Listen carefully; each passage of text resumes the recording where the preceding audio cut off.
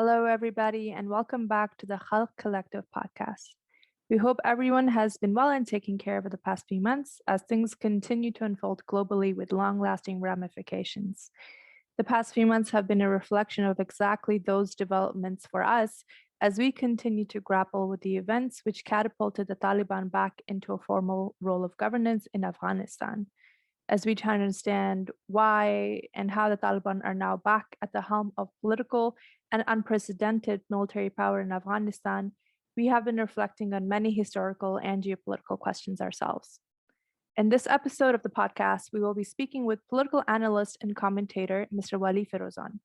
The episode delves into the background, origins, and beliefs of the Taliban group, as well as their historical style of governance. Mr. Frozan has also kindly recorded some additional points which have been added to the episode as addenda. So without further ado, let's get into the latest episode of our Khalq Collective podcast.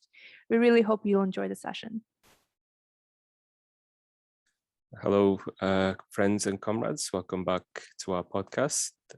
In this episode, I'm very honored to be joined by esteemed social political commentator and analyst, Mr. Wali Frozan, and we're hoping to discuss and analyze the history of Afghanistan and how our history has led up to this point, and specifically looking at the new government that has been positioned in a place of power in Afghanistan, the Taliban. So, Mr. Frozan, welcome. Thank you, dear Iraj. Thanks for inviting me and for the kind introduction. Thank you, sir. So I guess my first question would be, who are the Taliban and how did they originate, and how are their historical objectives in Afghanistan shaped by Afghanistan's conditions? So the Taliban ideology, it's actually it has roots in Afghan culture, the ideology part. I'm not saying that the practice and the actual rules and laws that they're trying to impose or enforce today, they exist in Afghan culture, or their way of conducting their war. That part is separate, but I'm talking only about the ideology. It's a culture and social issue that exists in our culture. For example, their views about women, woman liberty, and woman participation in society and work. It's not very unique to Taliban. But the difference is that throughout the past, the modern history of Afghanistan, especially in the past 100 years, women had rights, women had their, at least on the paper, they had freedom, they had equal rights. And yes, there were violations of women's rights. There are atrocities against women. There are forced marriages. That has always happened. But at least the government in their policy and their as a whole did not accept this kind of behavior or this kind of conduct against women. So women had some level of protection, although in the family, maybe some parents or father character or brother or husband or the society had restrictions on women. But it wasn't, it was individual. It was not acceptable within the law. But the role of Taliban, basically, what goes wrong here now is because together with these social conditions that are in Afghan culture, when the government comes in play and gives hand together with the family and brother and husband that's violating a woman's rights, when the government joins forces with them, it becomes a problem. To talk about the ideology of Taliban, in my view, basically, it goes back to about where the struggle starts between the two parts, two sections or two segments of society in Afghanistan, and it has a lot to do with modernization, with urban modernization and traditionalists or reactionary forces in Afghanistan that wants to take the society back to traditional values, to basically more cultural values that exist in Afghan culture or in Muslim cultures in the past 1400 years. So in my view, it started with Mahmoud Tarzi, who was a journalist, and he was also Amanullah Khan's father-in-law. And Amanullah Khan got married to his daughter, Malaka Soraya, or Queen Soraya. So Mahmoud Tarzi had a view to bring or to take Afghanistan through a change, more like kind of a secularist society, not a secularist in a sense that exists in, let's say, England or Canada and state or whatever, but some values of Afghan traditional values, but they wanted to bring change in Afghanistan and take it towards a modernization. And Amanullah Khan, after he took power, basically he went to Europe and traveled. And when he came back after 6 months, he brought very rapid and sudden changes that wasn't acceptable to traditional Afghans. And they thought he's changing the country. He became kafir or infidel, and he became Christian, and he's bringing changes. And then certain pictures of Malaka Soraya was also published with short sleeves, which was apparently fake, and it's still circulating in media. Those are known to be fake pictures. So there were forces at the time, just like Taliban, with the same mentality. I call them, for example, Habibullah Kalakoni. To me, he was the Taliban of his era 100 years ago. He also raised again a progressive government, and he stopped that trend of Afghanistan going through a progress and change. And basically the wheel turned backward by his jihad against Amanullah Khan. So eventually Amanullah Khan had to leave the country, and he came to power. But the kings after that, Nader Shah and Zahir Khan, and after that, Dawood Khan, they all followed Amanullah Khan's pathway or steps. And these kings and presidents, they brought the changes that Amanullah Khan wanted, but in a very slow manner, without being too aggressive and too rapid. So it was less noticeable to the traditionalists.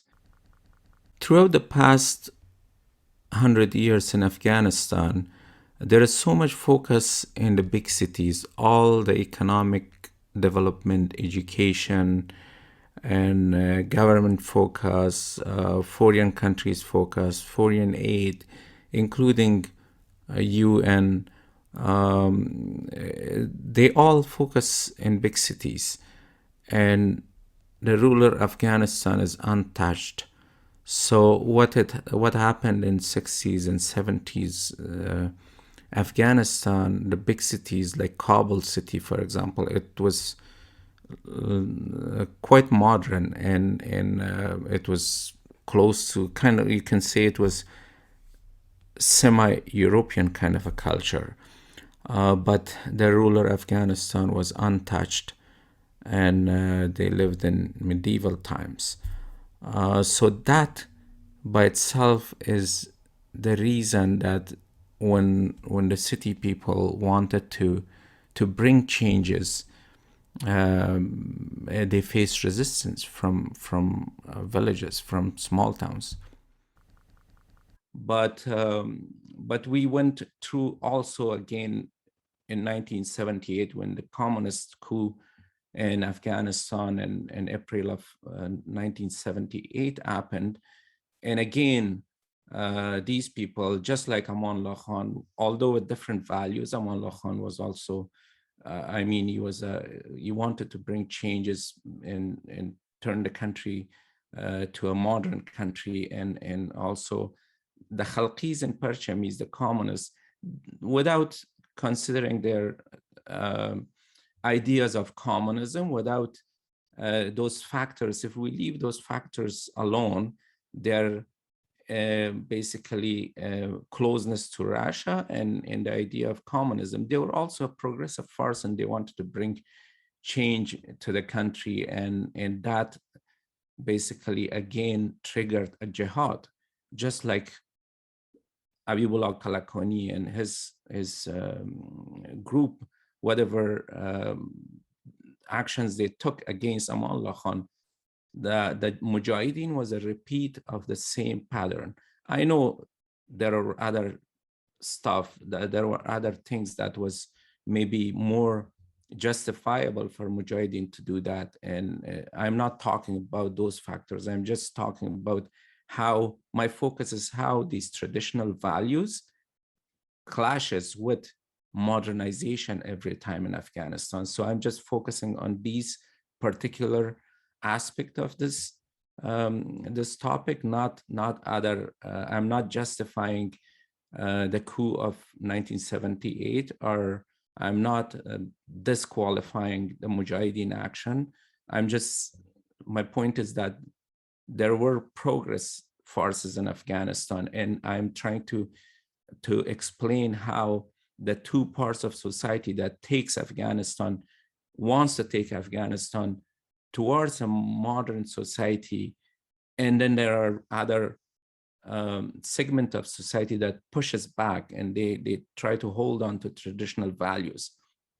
So that happened for the second time in 1978. And then again, when the Americans and the NATO and Europeans came in Afghanistan, there was a slight change in the governments, although with all the corruption and all the backwardness, and women's rights was violated during the past 20 years. And we saw a lot of, there were a lot of backlash when they were women tried to go into politics or appear in TV or against singers. But at the same time, the government wasn't like Taliban, joining force with the people and suppressing women.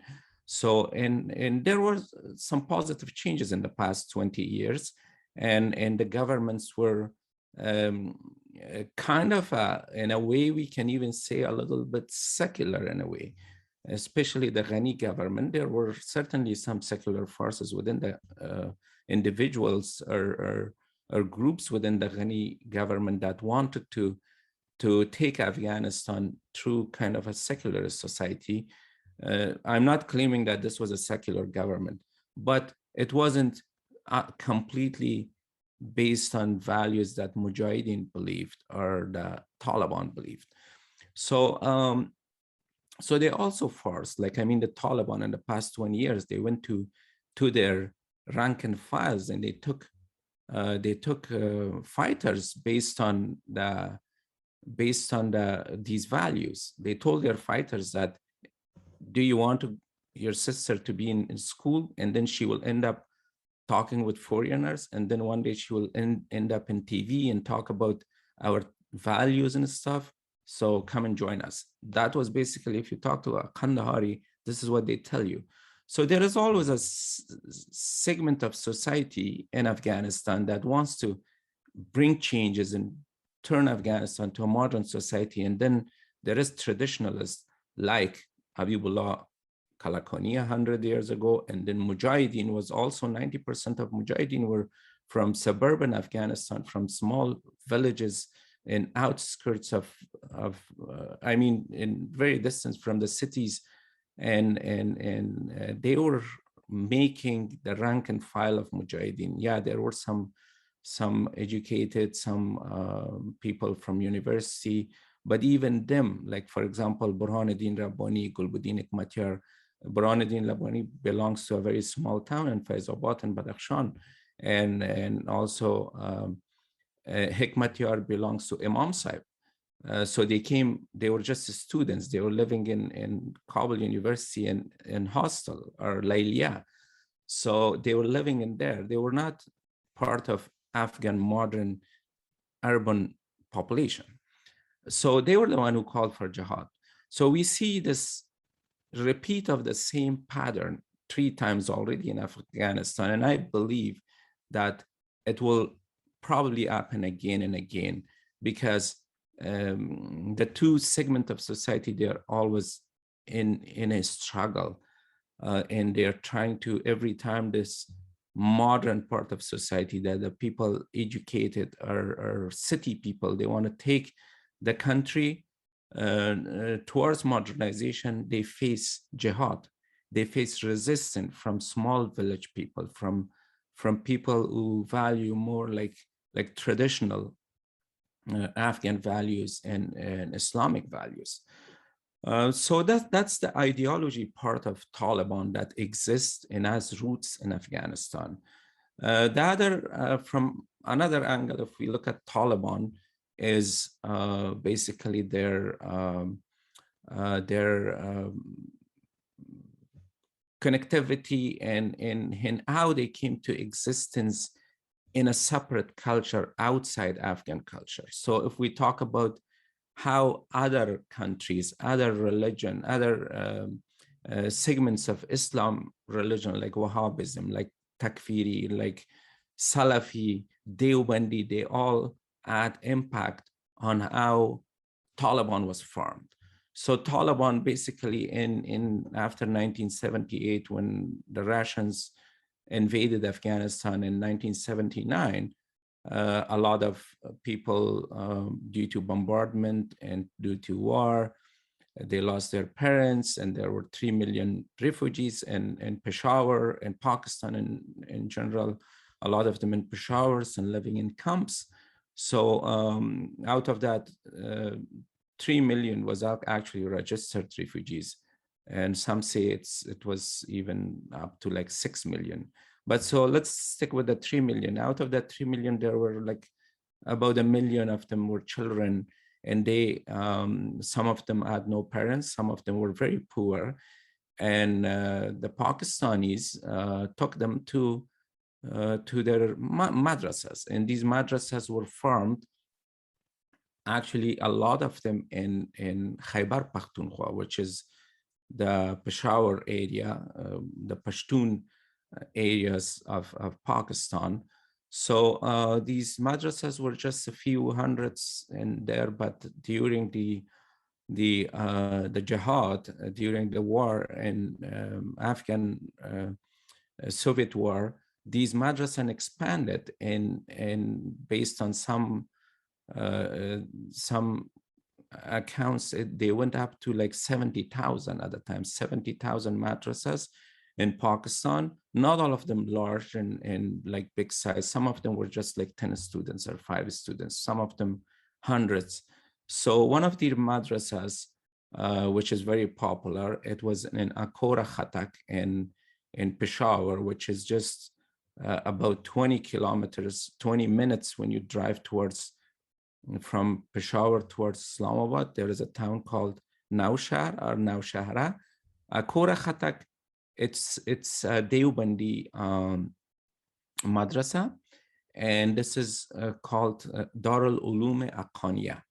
So Darul Uloom Aqaniya existed before the Afghan Jihad, before the Afghan war. So it's based on Deobandi School of Islam. Deobandi School of Islam came into existence in India and near Delhi, about 20 minutes outside Delhi. There is a town called Deoband. And this school was actually came into existence just before the British were leaving India. And this was, some say it was created by British, some say it was created by Muslims, because the Muslims of India, they were very behind in every aspect in life comparing to the Hindus. So a young Hindu was going to university and education, and they had all kind of opportunities, and Muslims didn't. So the Deobandi school came into existence based on an idea for an Indian Muslim to become more competitive, to be more competitive with the rest of the population, like the Hindu young person in India. But two problems with Deobandi school. One, they were saying women are distraction. Women, existence of women, or presence of women, I should say, in society does not allow man to be productive. Man will not be faithful to his religion if women are around him in the society, in offices, at work, in school. And woman is also a distraction in every aspect of life, at work, in religion. So, and their faith basically will weaken when women are around them and as a distraction in the society. I'm not talking about their sister and wife and mother at home, in the society. So that was one thing that they believed. The second thing they believed was the Shia Muslims are infidels. They're mushrik, basically. This is the two beliefs they had. And that was, other than that, the Deobandi school of Islam went through a lot of,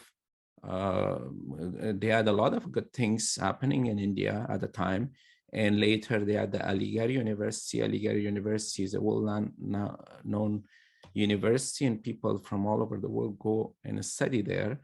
But Deobandi school in India was fine. It wasn't like really a farce or a school of thought that became problem within India. It was just those values over time.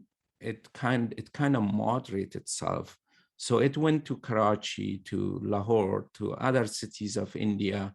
There was no problem with that. In Lahore, there was no problem with Deobandi. The problem became a problem when it came to Peshawar. And Peshawar, Maulana Mahmud brought Deoband school, the Darul Uloom Aqaniya in Akora Khatak, the city that I just talked about.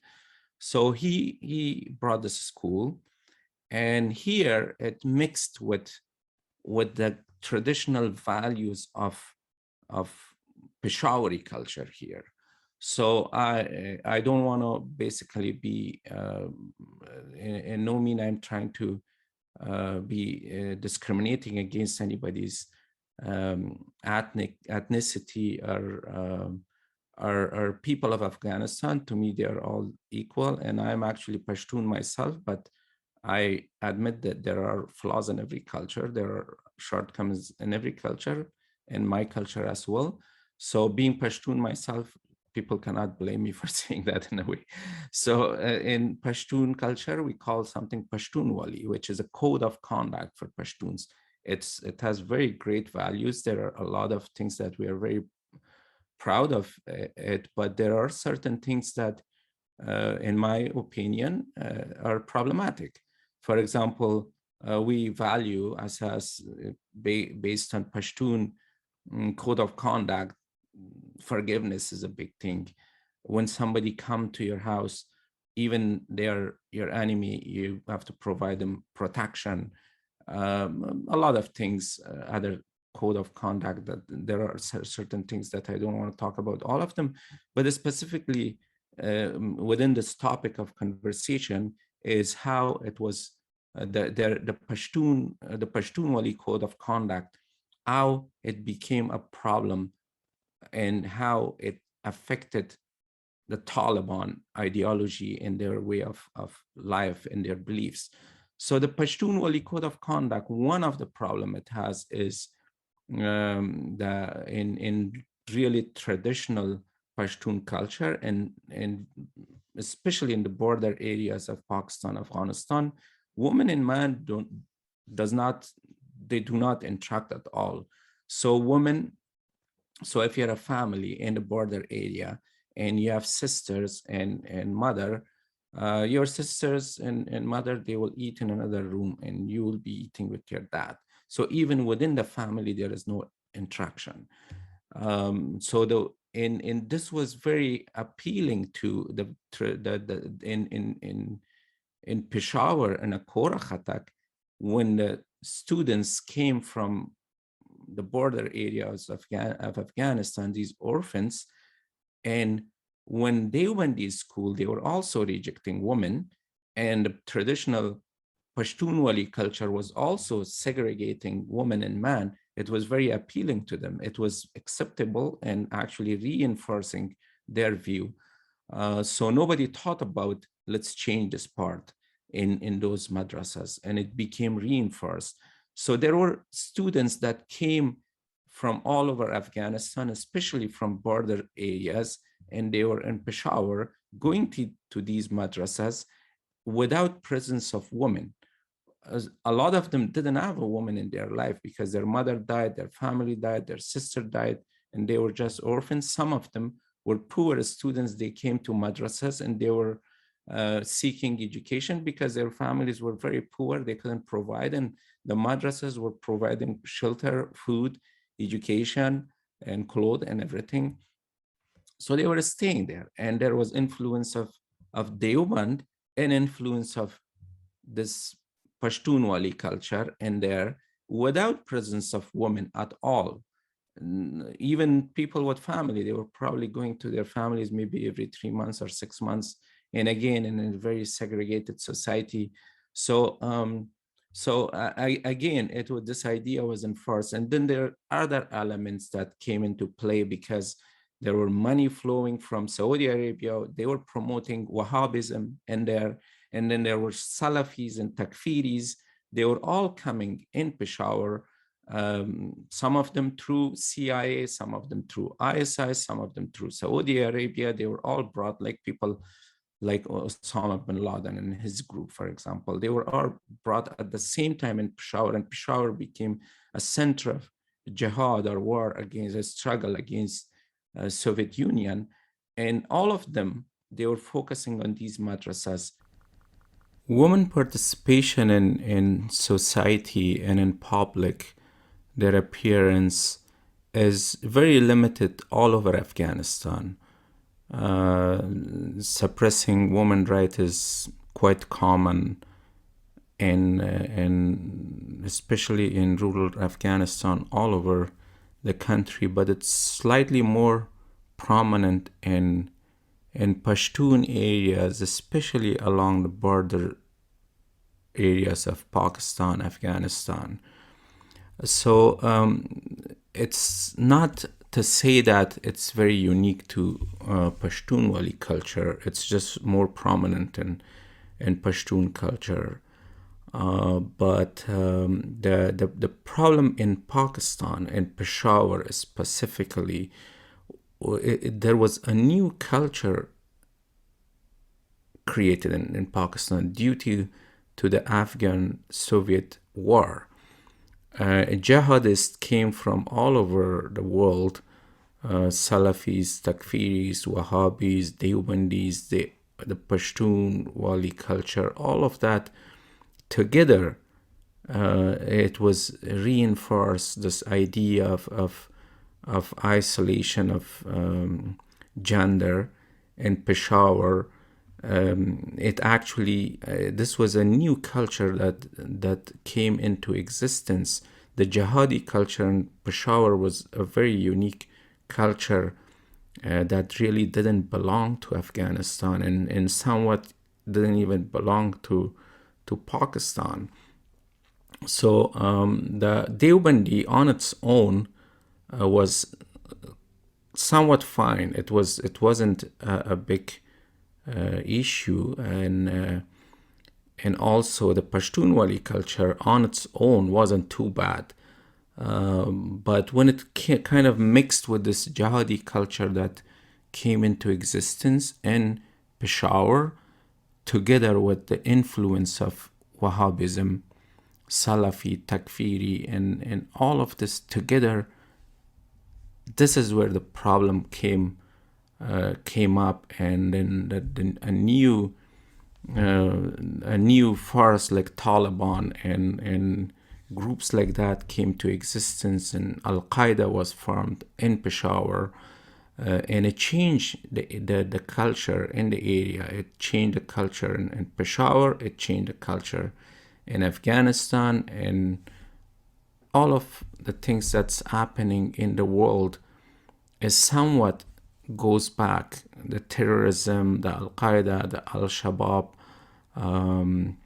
the Abu Sayyaf groups in Philippines, from throughout the African nations and in Asia, all of this kind of somehow relates to this jihadist culture that came into existence in Peshawar with the help of Saudis, with the help of US, CIA, and ISI.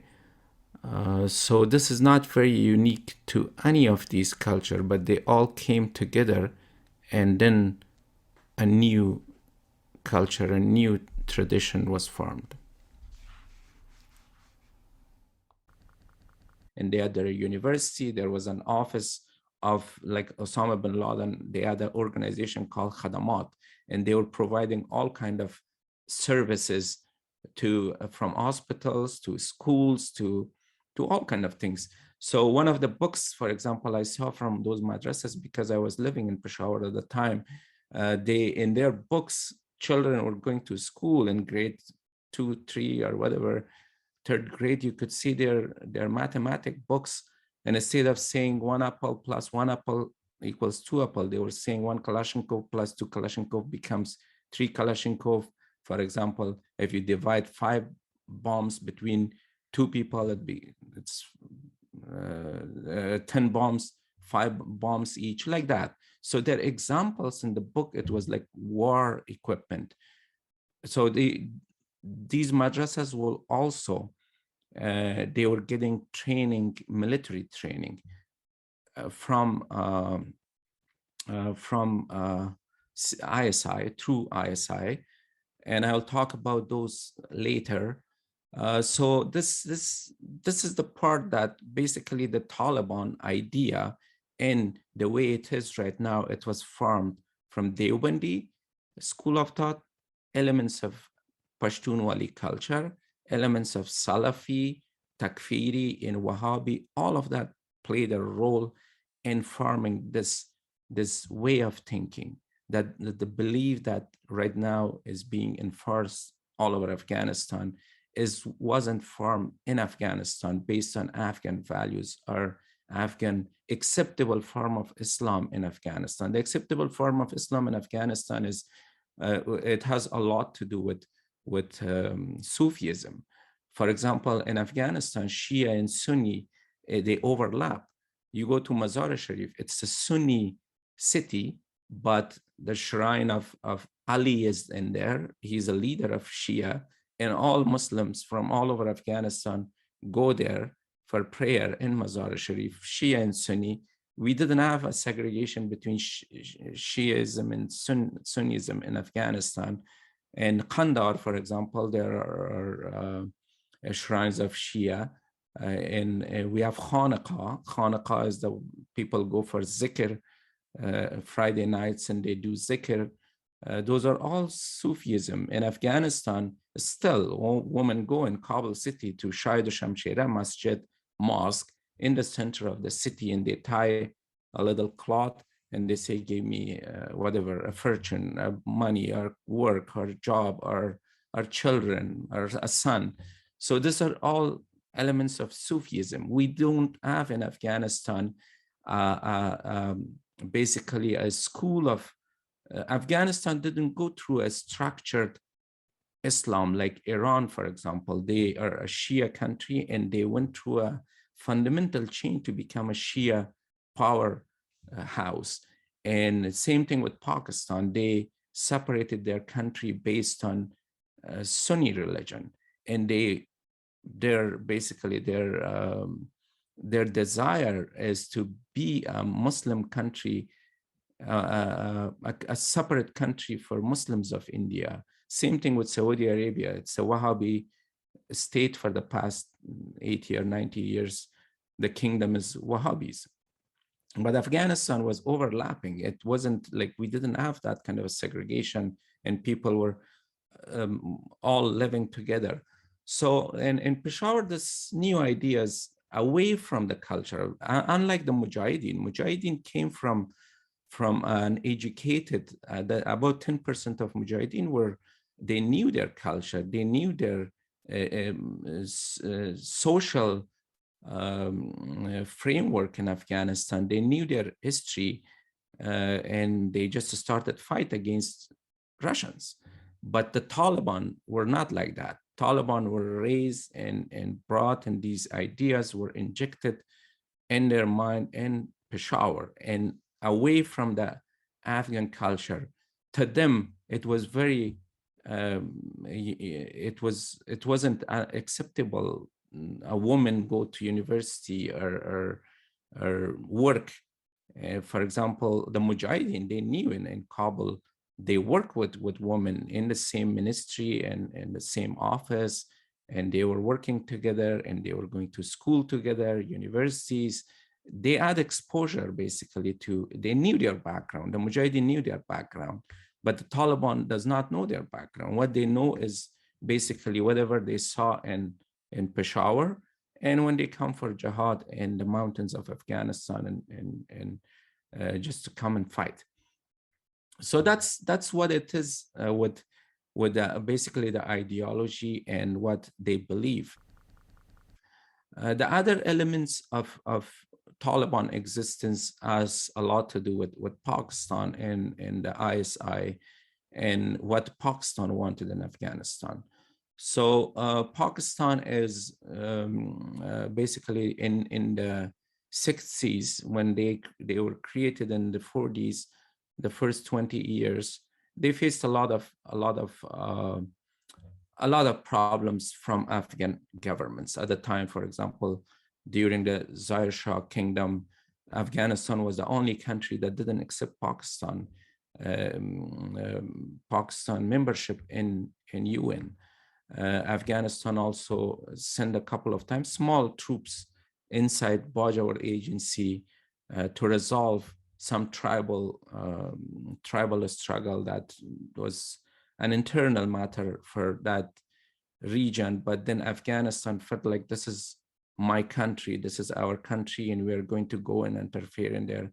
So at the same time, Afghanistan, because of the Durand line, because we don't accept Durand line as a border. So what happens is the Afghan governments in the 60s and 70s were supporting some elements of separatists in Pakistan. For example, Awami National Party was supported, backed by Afghan governments, backed by Dawood Khan and Zahir Shah, and later by the communist government too, by Nur Muhammad Taraki of Islam, Dr. Najib, and all of them.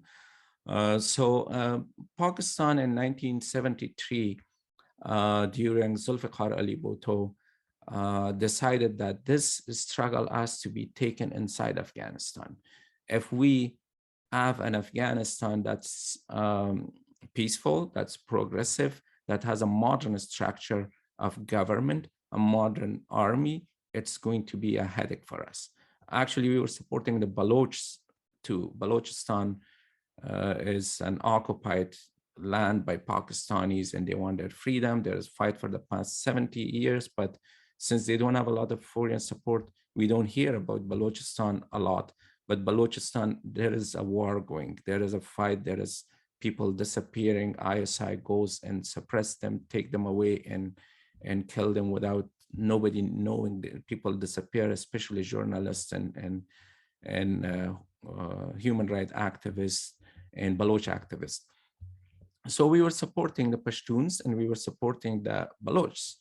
And Pakistan decided to bring the war inside Afghanistan, not the war at the time, bring the problems inside Afghanistan. So Afghanistan is involved in its own struggle with its own people, and they will not have the time to basically focus on Pashtun separatists or Baloch separatists.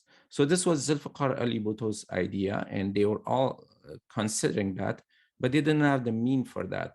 In Afghanistan in the 60s, 1964, there was a democracy. They were calling it Shahi Mashruta, which was a democracy that allowed other political parties to form.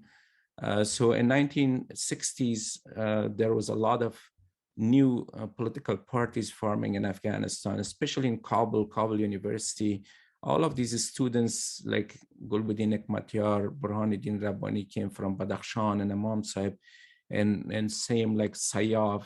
Maulavi Khalas wasn't a student, but then he was a Maulavi.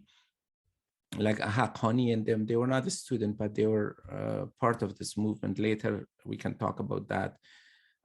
So there was a lot of political leftists and rightists. The leftists were Parcham, as the Parcham political party of Parcham, and Khalq, and then Sholeh Javed.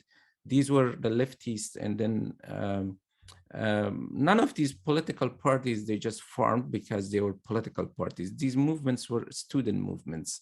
So a person, for example, his name was Niazi. Niazi was killed in a very suspicious way, and he was supposed to be the leader of Hizb Islami Afghanistan, which was actually the leader was Burhanuddin Rabbani and Gulbuddin Hekmatyar, and Ahmad Shah Massoud was a member, but then they had like a few other people, but it was led by Niazi. It was just a student movement.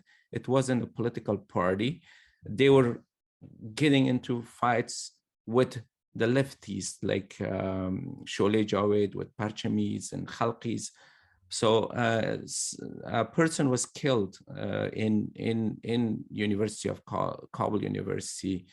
His name was Saidal, and this person was killed. And the government wanted to arrest, at the time it was Dawood Khan government, and he wanted to arrest Gulbuddin Hekmatyar. So, and he wanted to suppress these Islamic movements. So they all ran away to Pakistan. They went in 1973 to Pakistan, 35 people, including Gulbuddin Hekmatyar, Burhanuddin Rabbani, and Ahmad Shah Massoud. Sayyaf was supposed to go there, Ustad Sayyaf, but he was arrested and he went to prison. And at the same time, Maulavi Khalas and Haqqani came and joined them. So 35 of them. So this is where Pakistan comes into play. And they were welcomed and they were kept in Peshawar. And a book that I read about this is called Aahan Posh, written by Colonel Imam.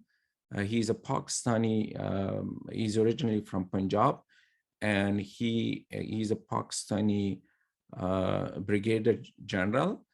And he wrote this book because his involvement from day one, when these groups of Afghan Islamist students migrated to Pakistan in 1973, he was involved with them from day one until the collapse of Taliban's first government and when the Americans were in Afghanistan.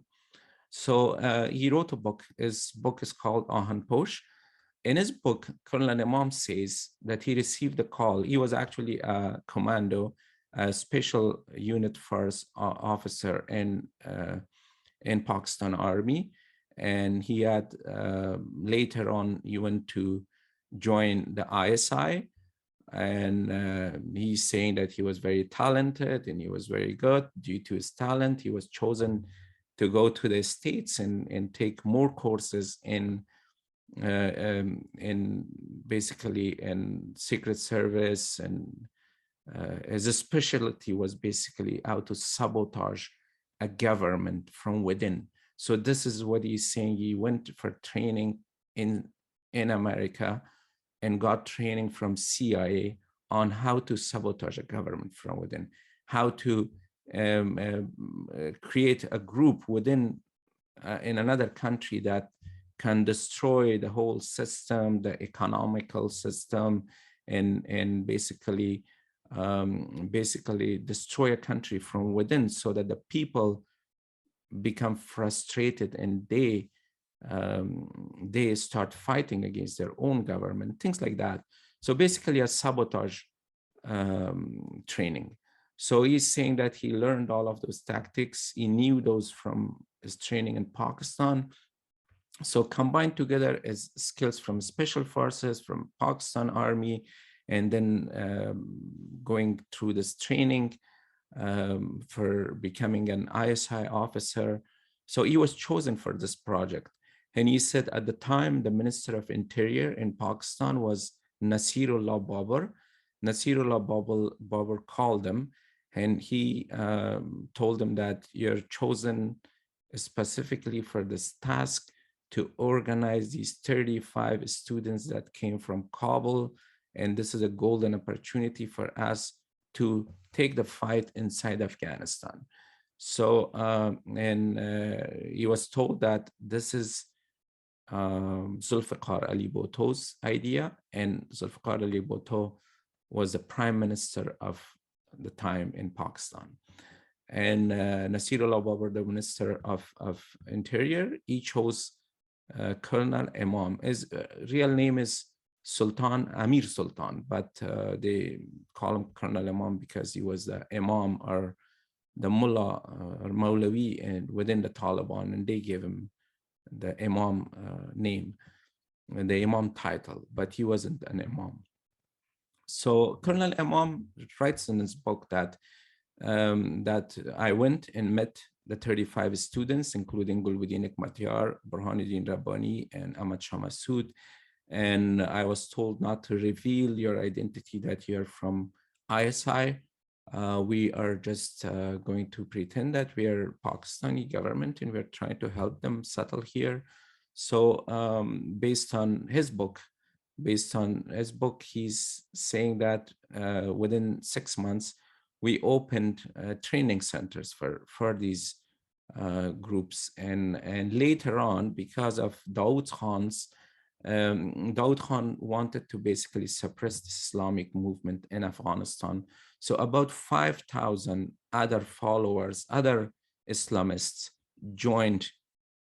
Basically, they take refuge in Pakistan. Altogether, by the time the communist government came in power in Kabul in 1978, from 1973 to 78, altogether, by his count, there were 5,000 of these mujahideen in Pakistan.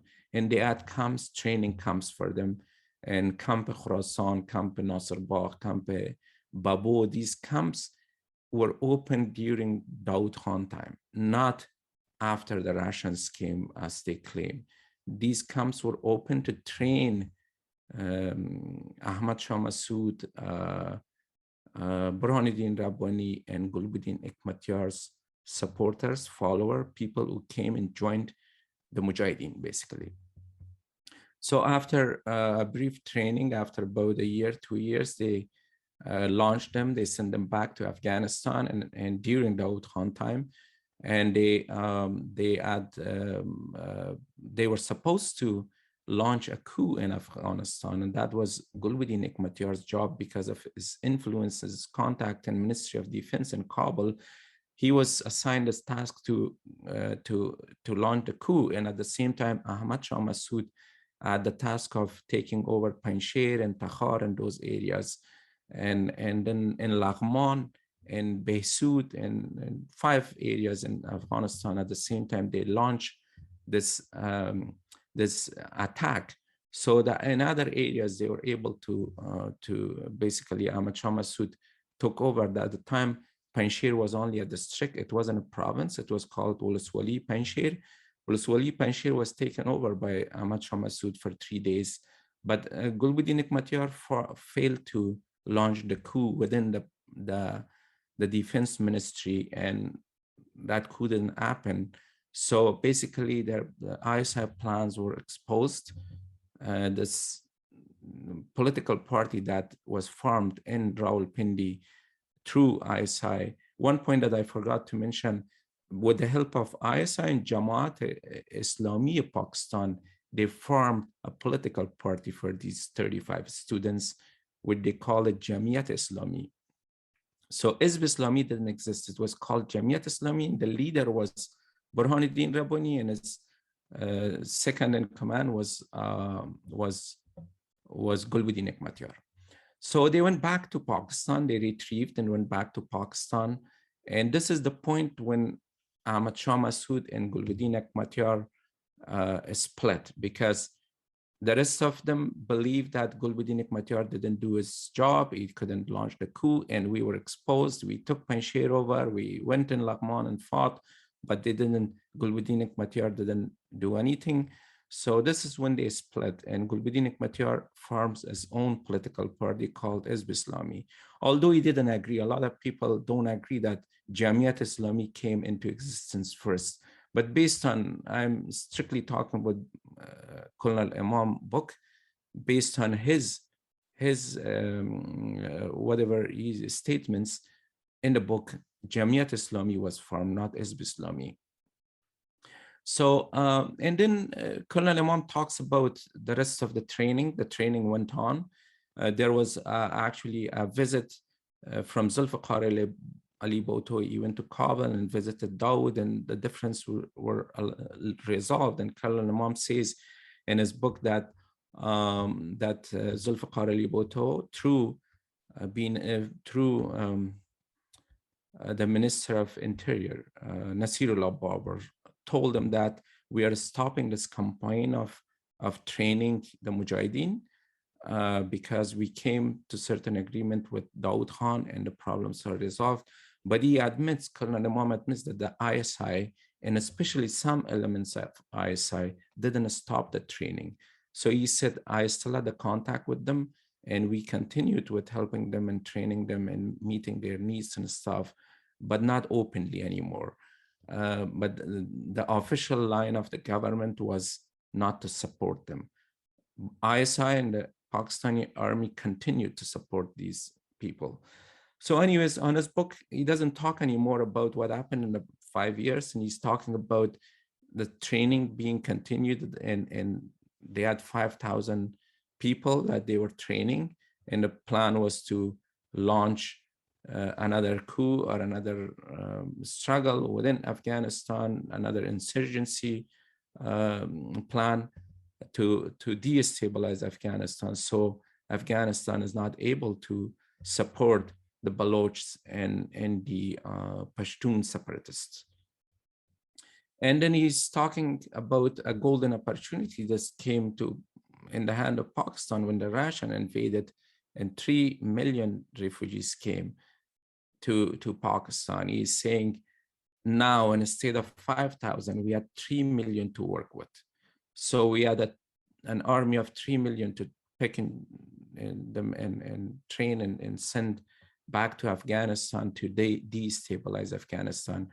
And by the way, the communist leaders, they were also into low Afghanistan and the fight for the Durand line and not recognizing Durand line and support of Balochs and support of the Pashtun separatists. So that didn't change. With Russians coming to Afghanistan, it was actually reinforced. So Pakistan felt more threatened because now a superpower was beside the Afghans. So Colonel Imam says that this basically is training. He was responsible for training, and there were other 200 ISI officers, generals, and other army officers and ISI officers.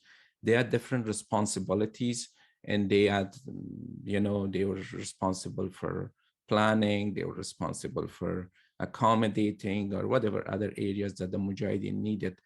But his responsibility was only the training part of the Mujahideen. He had training camps, and he's saying from 1973 to 1992, when the Mujahideen went and Dr. Najib government collapsed, he's saying altogether and within his office, capacity, he trained 95,000 mujahideen. So he doesn't talk anymore about other things that happened between that time. And then he goes to 1985. So in 1985, but life went like normal for him. He was training the mujahideen. He was, you know, the war was going. So in 1995, he's saying that he received another call from ISI to come and attend a meeting. We are discussing a very serious matter, and we chose you for a new project. He goes there, and he's told that the mujahideen, like Ahmad Shah Massoud and other groups like Hizb Islami, Jamiat Islami, and all of them. So he's told that these mujahideens are becoming more independent. They have their own contact with other countries. They have their own relationship with, for example, with Iran, with France, with England, with America. Sometimes they don't listen to what we say. They are going a little out of control. We need to work on another group that's more loyal to us, and they are not from an educated segment of Afghan society, and they are more religious, and they have to basically be a puppet of ISI. And whatever we chose, it should be a group that will listen to us and not to what, and will not build like relationship with other countries and do things according to our plans. So and then Colonel Imam says that he chose Harakat Inqilab Islami, which is a political party, and the leader name was Maulawi Muhammad Nabi Muhammadi. Colonel Imam said he was a very loyal person to Pakistan, and his forces, his mujahideen, they were, as fighters, were more very traditionalist Afghans. They were not educated in schools. They were more educated in madrasas and masjids and mosques. And he wasn't, his mujahideen was more Maulawis and mullahs and qari and those type of people. So he was the best candidate to approach. So so his idea, like Colonel Imam says, I thought about it, and I came up with an idea to select about 50 people that are not educated in schools. They are very much into like traditional Islamic values with a very narrow-minded view of Islam, and they are educated, they are but in madrasas and in masjids, in mosques. And another condition, they have to be single, young, energetic, and in a way very good fighters and all of that. So he went and gave those conditions to Maulawi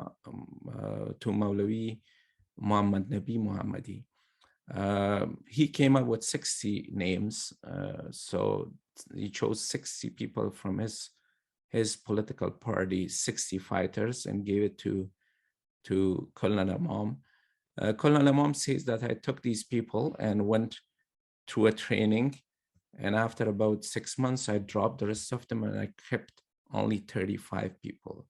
On those 35 people, he gave some of the names. They're all Taliban leaders: Maulana Mullah Umar, Mullah Hassan, Mullah Dadullah, Mullah Rabbani, Mullah Borjan, and all of the Taliban cabinet in 1994, basically 96, they were all in his list.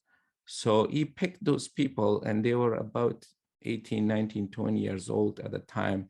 And he's saying he trained them in the way that he was trained in ISI for special forces, for commando training, for sabotaging, techniques that he learned in in IS and CIA in America. So he's saying that they had the capability to basically build a bomb from a kitchen, in an ordinary kitchen equipment in somebody's household. You can build using baking soda and detergent and salt and whatever that exists in a kitchen. You can build a bomb. And the training that he provided to these leaders of Taliban, to this 35 people group, they are familiar and capable of using any weapon that existed at the time. They are capable of doing any work that basically skills that you need to sabotage a government, a system from within, stop their economy, the cycle of economy, and use resources from within this country, within a country, to support yourself financially without relying upon ISI or Pakistan or any country for that matter. So be self-sufficient. And they, at this point, Colonel Imam says, I told them that they can use poppies basically and narcotic to make money and support the fight. So he's saying, one of them told me that, one of them asked me, we are Muslim and we are fighting for jihad, and this is a narcotic. We can't do that. This is haram. So he's saying, I told him that for years you're fighting for the big cause for Allah, and using any way to finance this big cause is permitted to you. So after that, they were fine with that. And they basically actually, during the fight, Taliban did use narcotic as a source to support their fight. So he's saying that training was over, and it took quite some time, and these people were ready, but we were scared of them because their skills, their capabilities were such that they could be a danger to Pakistan if they turned against Pakistan, to do a lot of damage within the Pakistani society, government, in the country. So he's saying, I came with another thought that they should be kept this way. And I was told there are no use for them, just get them ready. So we didn't have any use for them. Some of them were joining the Mujahideen, going back and forth to Afghanistan and fight and coming back. But a lot of them were staying in Peshawar. And he said that he assigned a Maulavi, a religious scholar.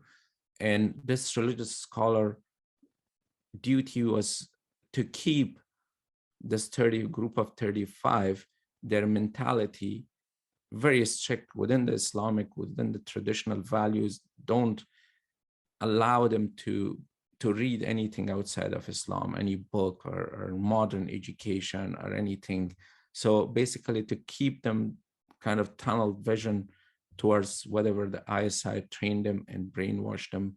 That's how they maintain. And then he's saying they were always with that Maulavi, with that religious leader, and they were always under his supervision, and he did a good job and maintained them that mentality, and they kept them that way for the rest of the time.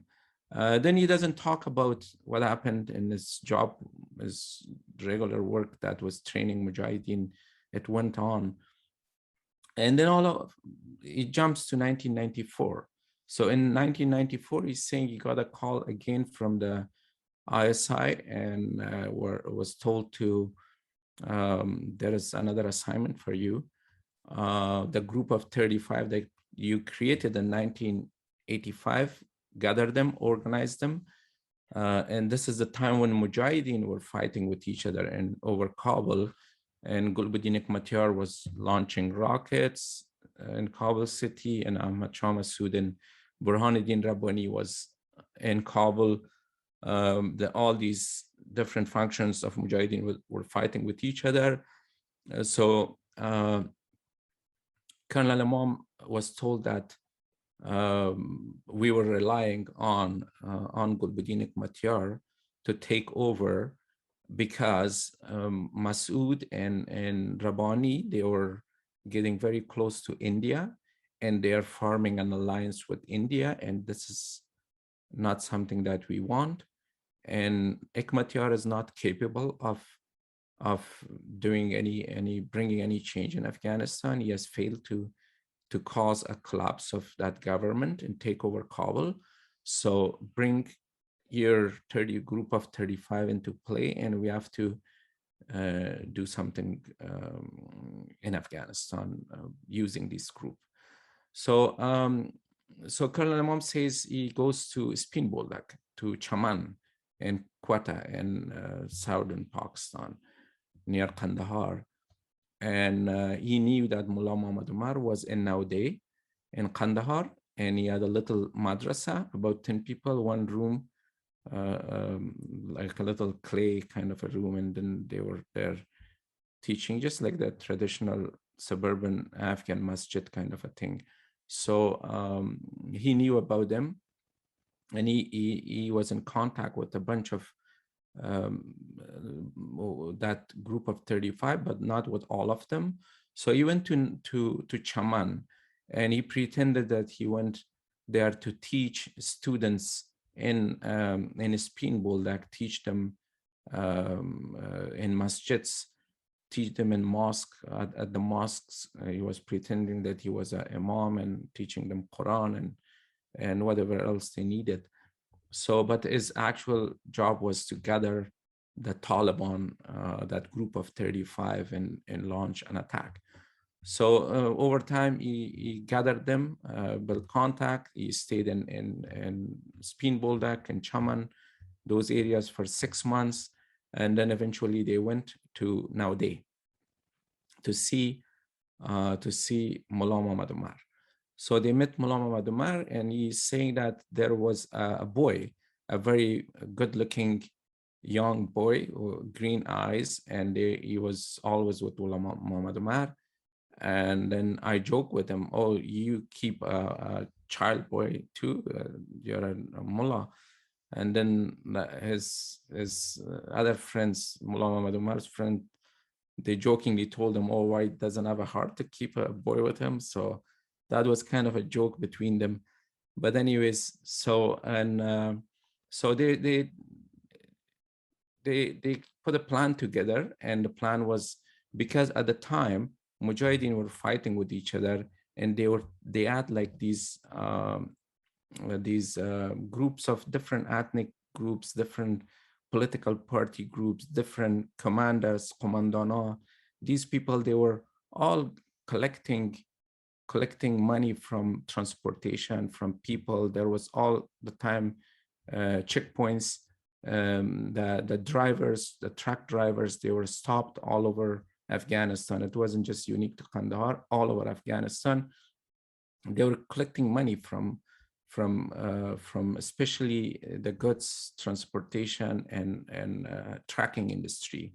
So these trucking industry, they were basically fed up with it. Like the cost of running a business in Afghanistan was huge, because of different people everywhere, even like different ethnicity, different villages, whoever had power, commander was there, and with a few people with his group stopping trucks and transportation and collecting money from them. So there was a checkpoint between Kandahar and Naudeh where Mullah Muhammad Umar was staying. There were 2 checkpoints. So the plan was to just go and fight them and take over the checkpoint. It belonged to Hizb Islami, Gulbuddin Hekmatyar. So they basically went there and attacked that checkpoint and took over. So that was a success. But this boy, the green-eyed child boy of Mullah Muhammad Umar, gets killed. So Mullah Muhammad Umar loved this boy a lot, and he was like really crying. He was like very upset about it. And the next day, Colonel Imam in his book says that we were on the way from one place to another place in a car. and there were other mullahs sitting in the car, and Mullah Muhammad Umar wasn't talking at all. His eyes were red, and this other mullah was smoking chars or marijuana. And so they were like really upset, and Mullah Muhammad told them that we have to take revenge of this boy. And the commander or the other mullah agreed, yes, we will do. So the next attack was to get rid of the other checkpoint. And this was based on a revenge. So a lot of people talk about there are other people that think that Mullah Muhammad Umar started his fight because there was some boy that another commander of Mujahideen, they took this boy for basically it's kind of a sex slave, and they were raping a woman or something like that. And this is how Mullah Muhammad Umar or Taliban came in existing, because they went on defense of this girl or a boy. Some people say it was a boy, some people say it was a girl, but based on Colonel Imam book, it wasn't such a thing. This was because Mullah Muhammad Umar's child boy was killed on that first attack. This is basically his book. There are other, like I said, there are other people with different, they come up with different reason for Taliban. The start of the fight, basically the Taliban, when the Taliban attacked this checkpoint. But anyway, so this was a success, and they were kind of popular in the area now.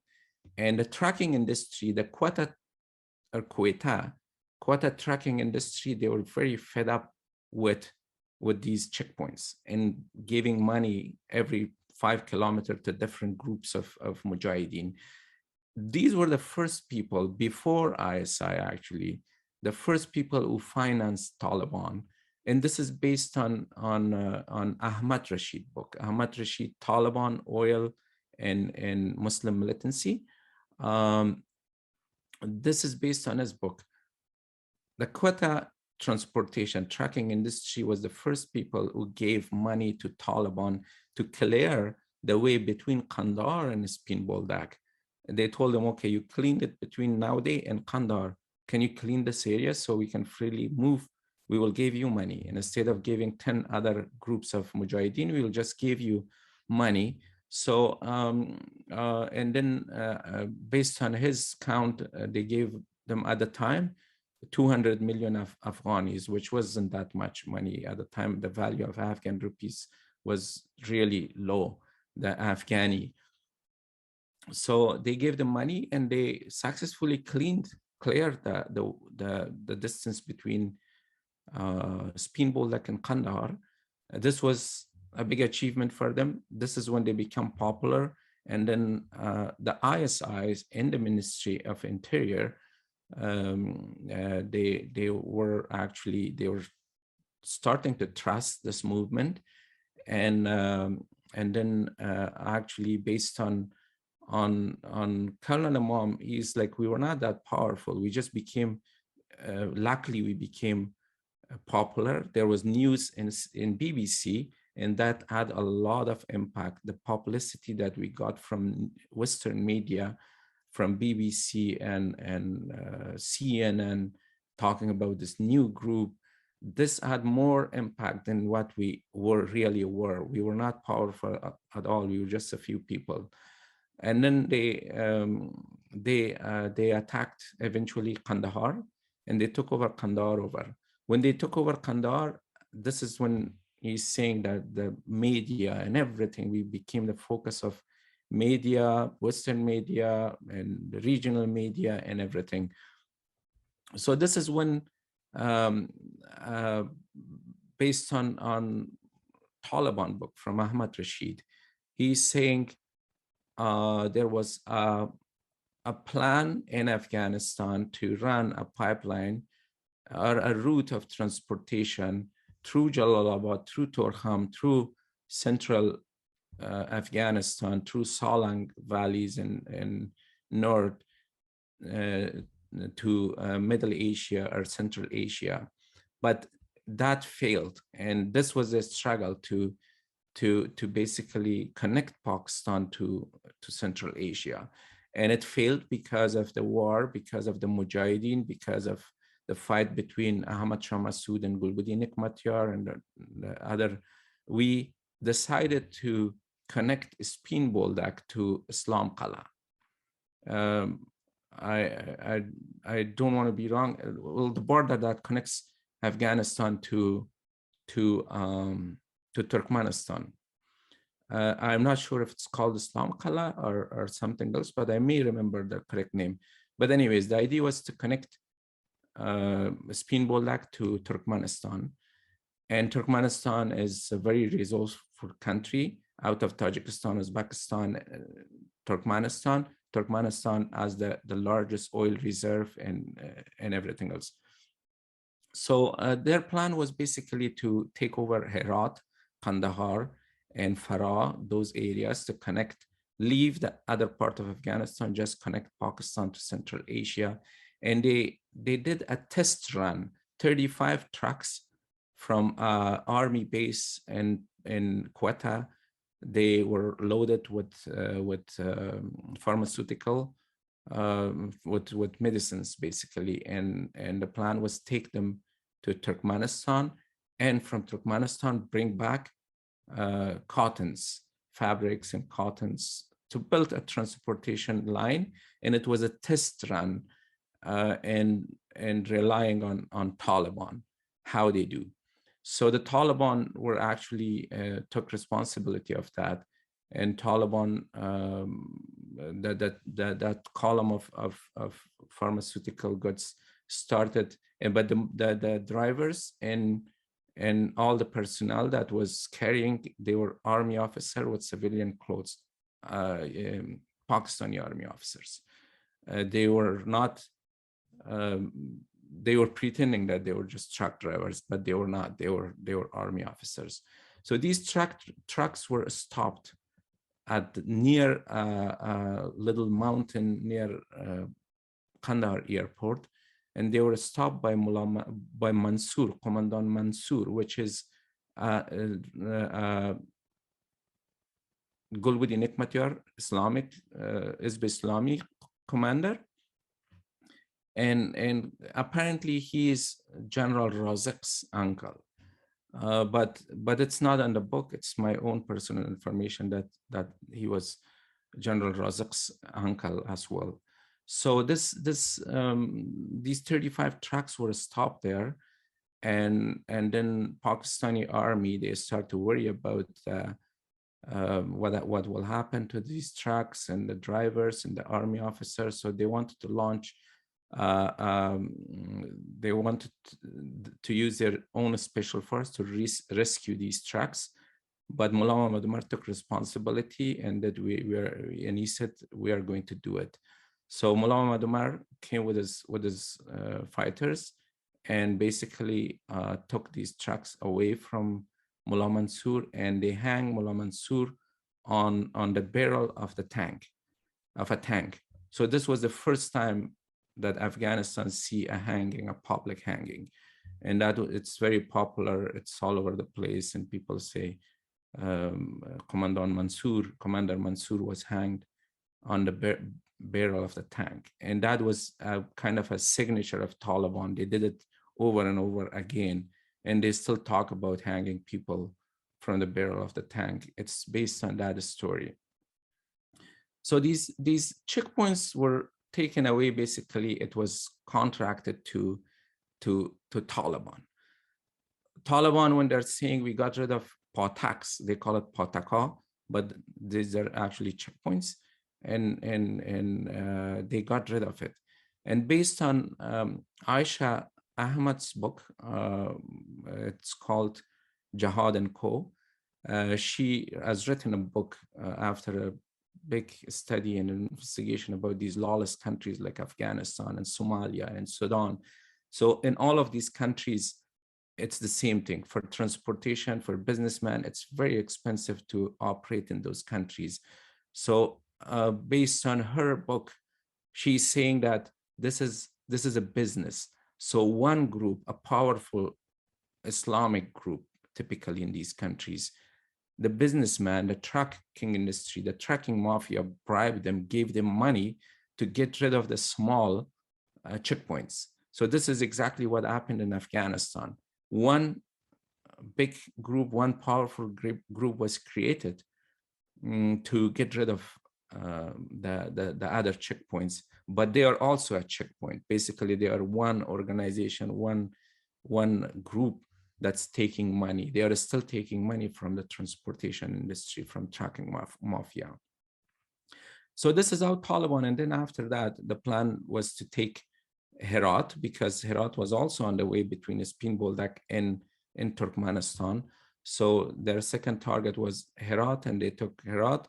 But this is the time when they, actually at the time they attacked Kandahar, there were 200 students that came from madrasas to help them, Pakistani students from Quetta Madrasa, from Chaman. So this tradition started helping the Taliban by religious students from madrasas.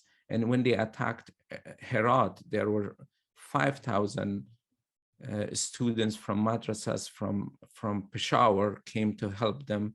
And then later on, when they were launching attack on Mazar-e-Sharif, another 15,000 came to help them. And at the time, Maulana Fazl Rahman closed all the madrasas all over the Pakistan and told them to go help Taliban. So they went on basically kind of a lockdown all over Pakistan, and their students were sent to help Taliban. That's why we were seeing a lot of Taliban students, Pakistani Taliban during the first government of Taliban, because they were coming from the madrasas. Most of them, some of them were Kashmiris coming to help them from Kashmir, and then the Arabs and the Al-Qaeda members and all of them. So basically, Colonel Imam, the rest of his book is about how, with the help of Pakistani students from madrasas, Pakistan political parties like Jamaat Islami, with the help of ISI, they successfully launched operation all over Afghanistan, and they took all over Afghanistan. One thing that he also mentioned during his the selection of Amirul Mu'mineen, he is saying when that was happening in Kandahar, Colonel Imam brought clerics from all over Afghanistan, especially from Loy Kandahar and from the Pashtun belt, and they were voting to select an Amirul Mu'mineen. So Amirul Mu'mineen was, based on his book, it was kind of a fake selection. So what happened, they were supposed to, they gathered these clerics. No foreigner was allowed in there except him and except the ambassador of Pakistan in Afghanistan at the time. He was also invited. So these were the only two foreigners. And that day, there was supposed to be an election among these clerics to select the Amirul Mu'mineen. There was another candidate, I forgot his name, but there was another candidate, and they realized that there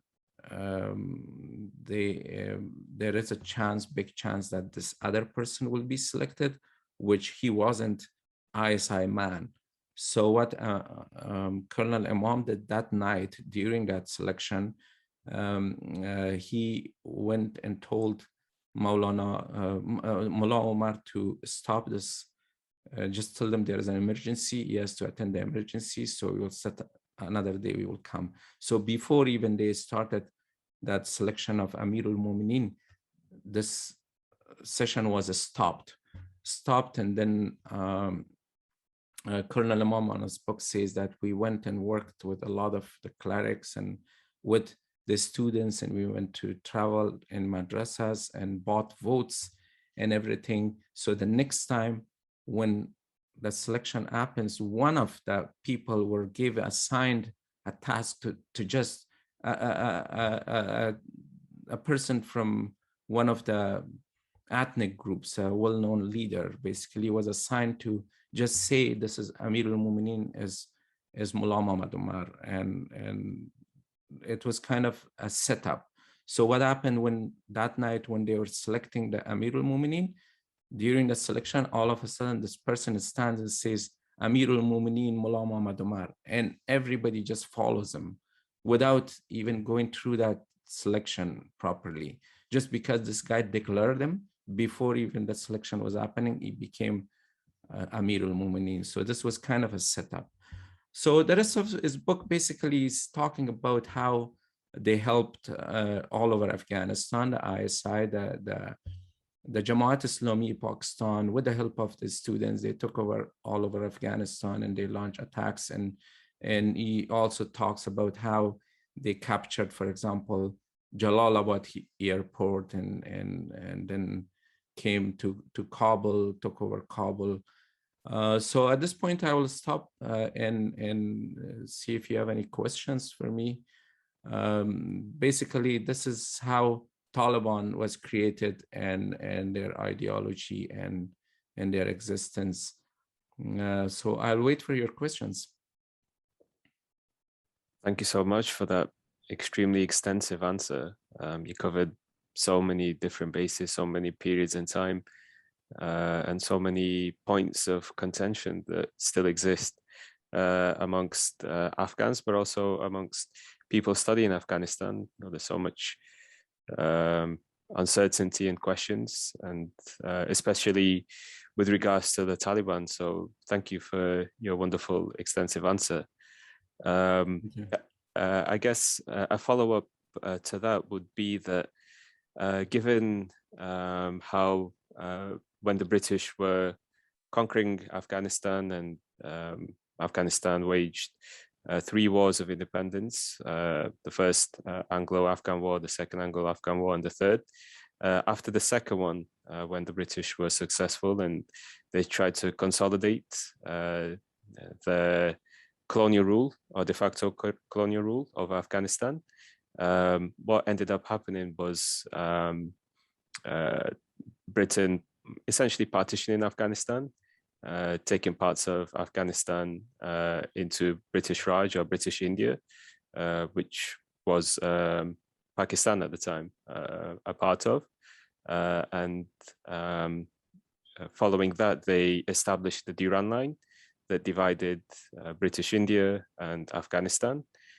So this Durand line, as you mentioned in your talk as well, has been a point of contention between the two countries, Afghanistan and Pakistan today, throughout the period following the Second World War, especially when India gained its independence, and you know, the two neighboring countries of Afghanistan and Pakistan, they were at odds with each other. Of course, Pakistan was formed following the partition of India. So the question that comes to mind is the 2 pillars of Taliban's ideology that you talked about, the Deobandi school of thought and Pashtunwali. And given that the border that was carved up by the British Empire between Afghanistan and Pakistan, that essentially divides the Pashtun population very strategically. This is, you know, how the British Empire moved. In your opinion, what significance does the Durand line have in the mobilization framework and strengthening of the Taliban group today, which is predominantly a Pashtun ethnic group, as you talked about, and how you see this mobilization fomenting Pakistan's interests that you touched on in terms of them establishing trade routes to Central Asia, to places like the resource-rich Turkmenistan, for example. Yes, the Durand line is playing a significant role in everything that's happening in Afghanistan. Based on what we see in the past 100 years, every government in Afghanistan that's trying to become institutionalized, and it becomes like a real modern system of governance, are especially the armed forces, like the Ministry of Defense and Interior and Security Services, the Secret Police, and Pakistan does not want a strong government in Afghanistan. It goes back to the Durand line, and they believe any government in Afghanistan that's independent, that is modern, that is a proper modern system of governance, and with a structured proper army, will eventually become close to India, align with India, and it will become Pakistan will become isolated. And also the Pakistani army establishment, although there is a lot of talk about regional economic progress, there is talk about Afghanistan becoming a roundabout, like Ashraf Ghani was saying, roundabout of Asia, and it's about connectivity of the region. They all know that, like people like Imran Khan, like Quraishi, they know that Afghanistan, a peaceful Afghanistan, a prosperous Afghanistan is good for Pakistan economy. It connects China, Pakistan, Central Asia, to Middle East, where there's a lot of money, and then there is a lot of happening in China, and Central Asia, resourceful, and Afghanistan is in the middle of all of this. It is good for everybody. We all know that, and they know that too. But the military establishment in Pakistan, they know that too. But they say, okay, prosperous Afghanistan, prosperous Pakistan, that's good. Economically powerful Pakistan and Afghanistan, they help each other. They will prosper. They will be both good. But at the end, what happens?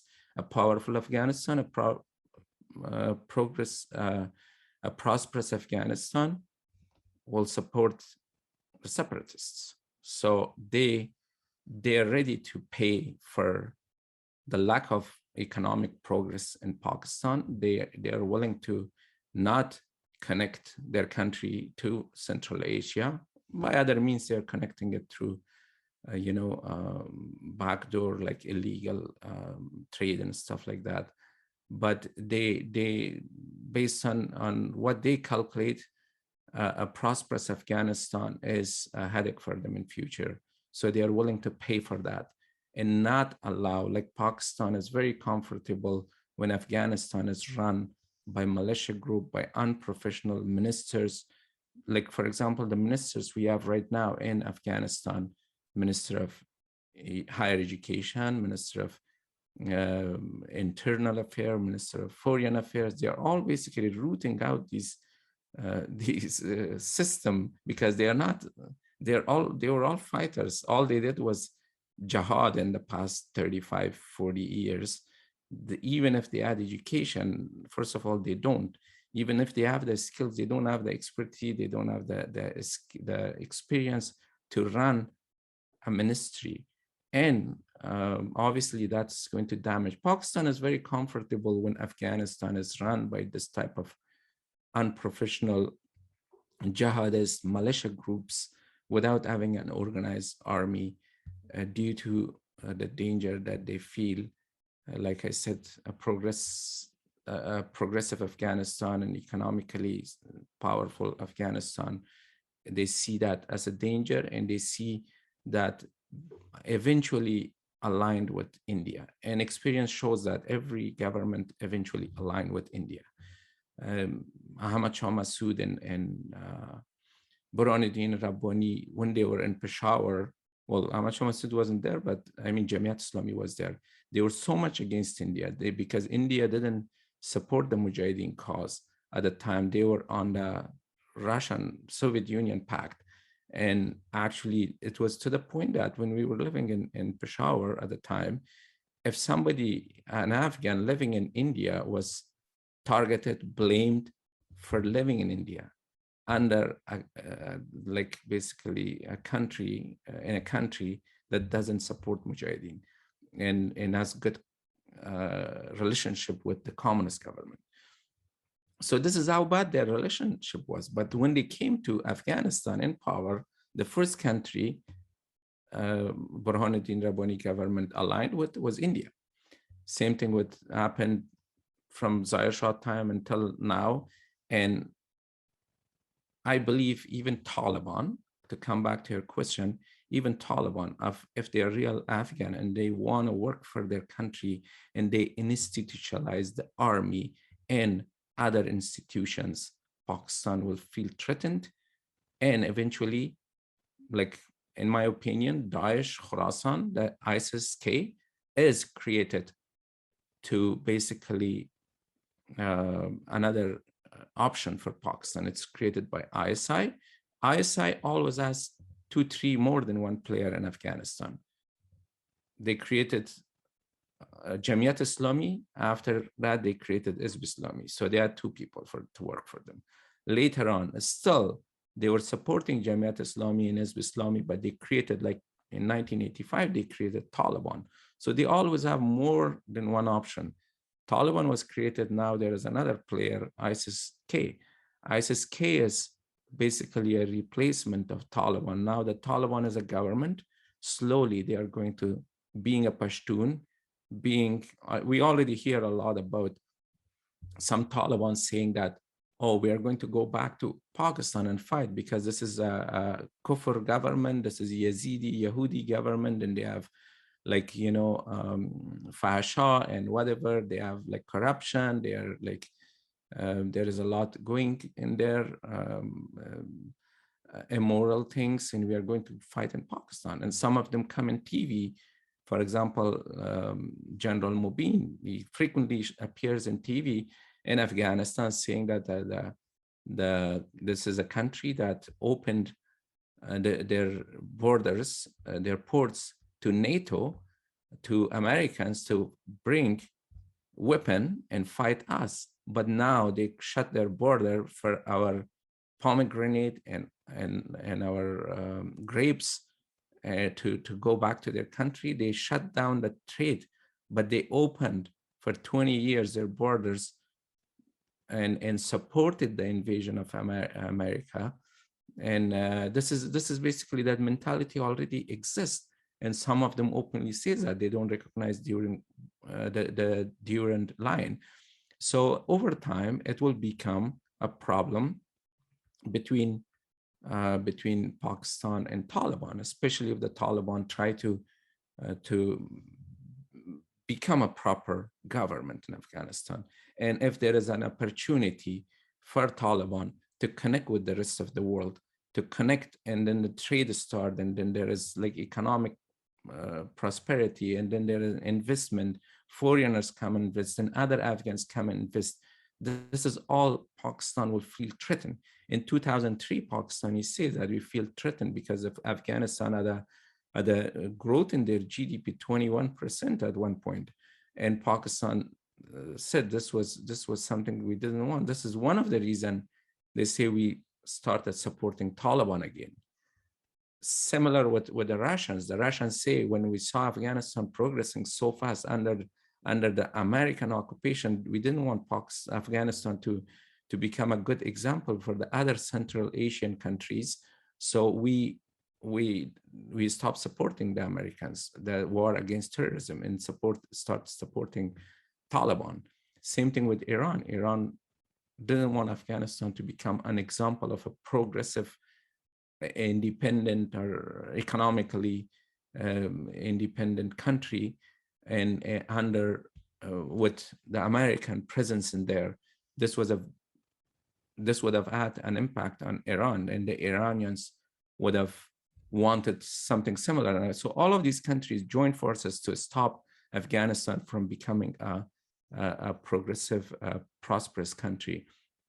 And eventually, what's happening right now is slowly the Pakistanis, the Taliban will realize that the Pakistanis are playing double game. Today, actually, there is a news in CNN. Last night at 7 o'clock, there was an article in CNN that they came into an agreement with Pakistan to allow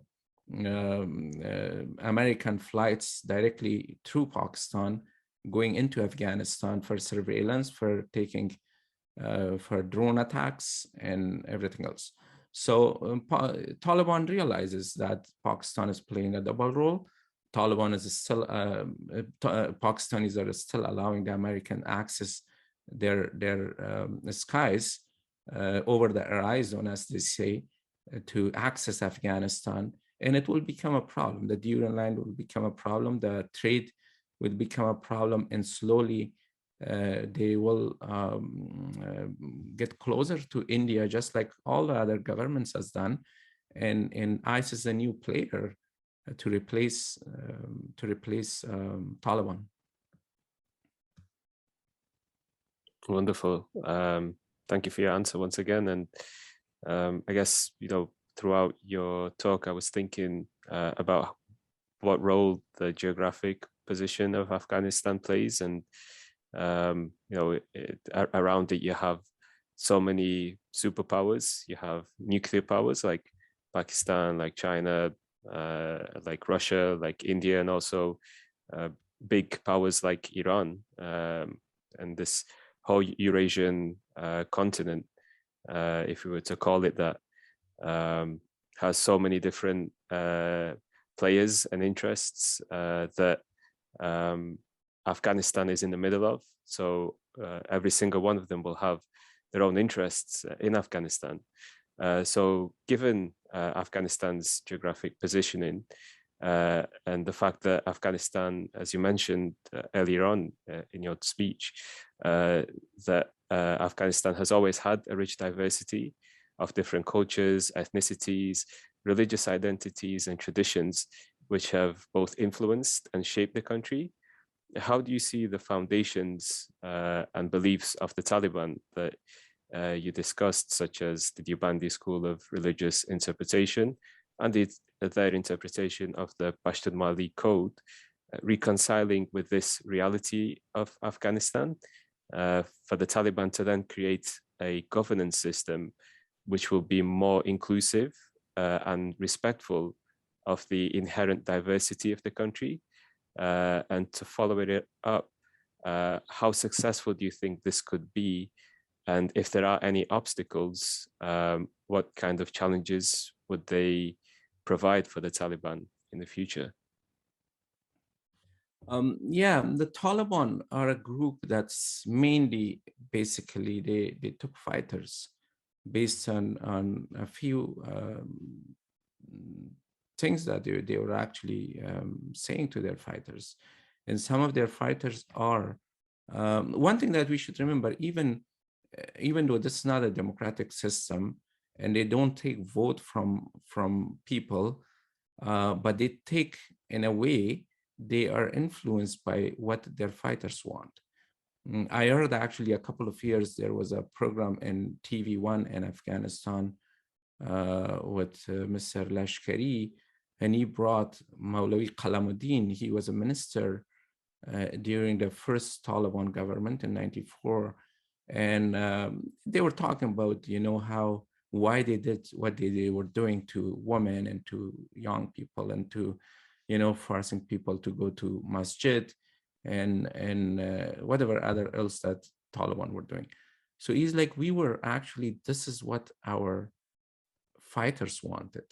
We couldn't just tell even though we wanted to bring change, we wanted to give certain freedom to women, certain freedom of other things that they banned at the time, for example, from kite running to music to everything. So he said, some of these changes we wanted in the leadership, but we couldn't because our fighters would have gone away because they were fighting for these things.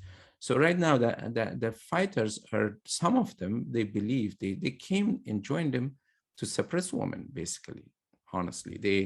Their way of life, they're from small villages. Women are not supposed to go or go to school in remote villages. There is no school, actually. And they don't feel like that necessity. They don't feel it. They say, okay, my sister never went to school. She's fine. She got married. She has children. She has a place to live. So why every other woman cannot do the same thing? And they feel they feel a risk when they allow women to go to school. They think if a woman go to school, they become educated, and then they work in offices, and then they come home later, leave in the morning and come home in the evening. And then, as they say, someday they will appear in TV and talk, about rights and stuff. So this is what their rank and files want. And Taliban are in a very difficult situation. In one way, they want to satisfy the urban population need for human rights, and the demand from foreign countries, from UN and European countries and whatever other countries, Western countries. So they want to be kind of accommodating to them. That's why in Kabul they're a little nicer. They have media, although the media is a little suppressed, but still there is media. There are some women news anchors, and there are like women go for shopping, and they didn't make them wear chaudhry or veil like last time. So, and then there is music, and weddings, still there is music. So in a way, they have accepted certain, it seems like they're trying to slowly accommodate, and maybe by the time their fighters now staying in Kabul, in big cities and big urban populations, they probably get used to the city life slowly and change. Maybe they're hoping to change slowly, or there is possibility that they go back to a very restrict form of life that they had, like those policies that they had in 96 to 2001. But the key point is that their fighters, unlike 96 to 2001, now they have a rival. They have Daesh. They have the ISIS-K. The ISIS-K is an option for those fighters that they went join Taliban based on the idea that the Taliban will ban women from going to school, for example, or any element of Western way of life, like clothing or music or whatever, appearance or hairstyle. So all of this, some of them, they just went for these values and joined Taliban. And ISIS being a more kind of a little even more fundamentalist and more radical than Taliban. Taliban fighter can easily join ISIS, which is a big risk. It has always been for Taliban. Taliban are fully aligned with ISIS. There is no difference in their ideology. They want the same kind of a system of government and freedom and everything. The only thing that causes them to fight with each other is because Taliban feel threatened, because ISIS easily can take away their fighters. And the fact that one wants Emirate, the other wants Khilafat. So if Khilafat is there, Khalifa is there, basically it's like the whole Muslim world has to be ruled under the Khalifa. And the Emirate is a local thing for Afghanistan. So that's their only difference. So the fact that ISIS exists now is a danger for Taliban to answer the demands of foreign countries like our neighbors and Europe. The Taliban has changed a little from what we see. At least they take pictures, they take videos, they have exposure to internet. In their way, they become. I'm not saying they become better. They have changed. They have become a smarter version of themselves. It doesn't mean they have improved their ideas. Their ideology has changed. They have become a smarter, a more modern version of themselves, that they are more familiar with technology, and they have traveled the world. Thank you. And yes, that's something that is quite noticeable. This almost a factionalism within the Taliban that you could say. You have the more progressive side relative, as you said, to what they were. And of course, the expectations or the bar of standard is very low for that. But still, like you have the group that were attending the Doha peace talks in Qatar, who saw perhaps a Muslim majority country that had progressive values while still maintaining the Islamic Sunni values at the same time. And, you know, they could see progress in society. So they would have brought that back into Afghanistan to try to emulate it in their own way. But at the same time, on the other side, it's also noticeable that you have the hardline group, like the Haqqani faction, that favors war. And this was something that UN discussed, that Haqqanis didn't want the war to end based off of peace talks. They wanted a full-on military defeat for the occupational forces of US and NATO. So there is a friction between the two sides. And as you mentioned, there's also the emergence of ISKP now, who can draw from disgruntled members of the Taliban. And if you have a commander with X amount of soldiers to their name, loyal to their name and to their cause, and they feel threatened by the way that the Taliban is moving away from those fundamentalist traditions that they've held for the past decades, then they could easily have the option of joining ISIS-K or ISKP, who hold those traditions even today. So my follow-up question to that for yourself would be, how do you see the growing role and influence of Muslim Brotherhood affiliated countries like Turkey and Qatar affecting the Taliban and ISKP in Afghanistan and the wider region? As you mentioned, you know, if ISKP were to come into power, you know, they would declare a caliphate that is it even within their name. They don't recognize Afghanistan. They say we're Khorasan, and Khorasan is a province, much like the Levant or Syria and Iraq were a province of a much larger global or internationalist cause that they're fighting for. And also, if you see the conflict or any kind of conflict of interest between groups like Muslim Brotherhood affiliated Turkey and Qatar, between Saudi Arabia, who has Wahhabi interests, and between Pakistan and Taliban groups that have more Deobandi interests. Yeah. So, one thing that we have to kind of, which kind of applies to all of these elements of different groups within these countries that you just named them, it's a problem inherited in Sunni Islam. Like in a lot of countries, a lot of other religions, there is a place to go. There is a hierarchy kind of a system. For example, the Christian Orthodox, they have an hierarchy, and then the Catholic, they have the Vatican.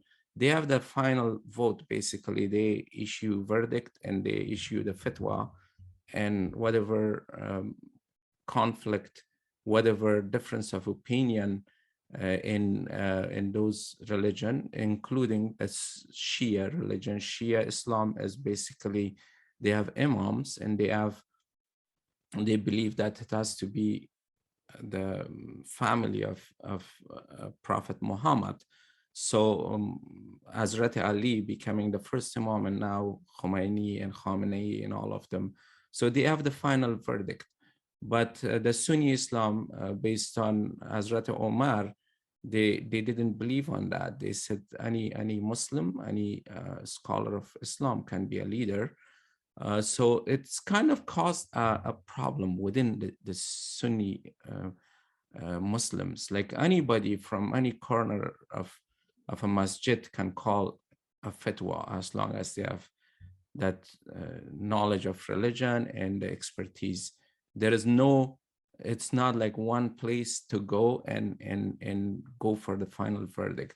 So all of these groups, from Muslim Brotherhood to ISIS to Jaish-e-Mohammed to like in Turkey and Wahhabism, they all come with their own fatwas and verdict, which is causing a little bit of, a lot of problem within the Sunni Islam followers. So the another issue in Afghanistan right now, the ISIS so far, it has been different than the ISIS of Levant in Iraq and Syria. Those people, they were fighting against Americans and against Russia and Iran, and in Syria, mainly in Iraq. In Afghanistan, when they came to existence, there was those people. Some of them came from from Levant and from Iraq and Syria and Afghanistan through Pakistan and Eastern Afghanistan, and they established bases in there. A few hundreds of them were active in northern Afghanistan, near Central Asian countries. And they were all from Central Asian countries. Some of them were Uzbek, some of them were Turkmen, some of them were Tajiks, Chechens. They were active in northern part of Afghanistan, and they are still, but they are just a few hundreds. So the eastern part of Afghanistan, it's taken over by Pakistan ISI. And there is very little connection with ISIS of Levant. This is a different ISIS that is supported by ISI, and a lot of them are from Urukzai agency, and they are active in Achin province and Askamina, in Achin district in Nangarhar province, and Askamina and Kunar, those areas.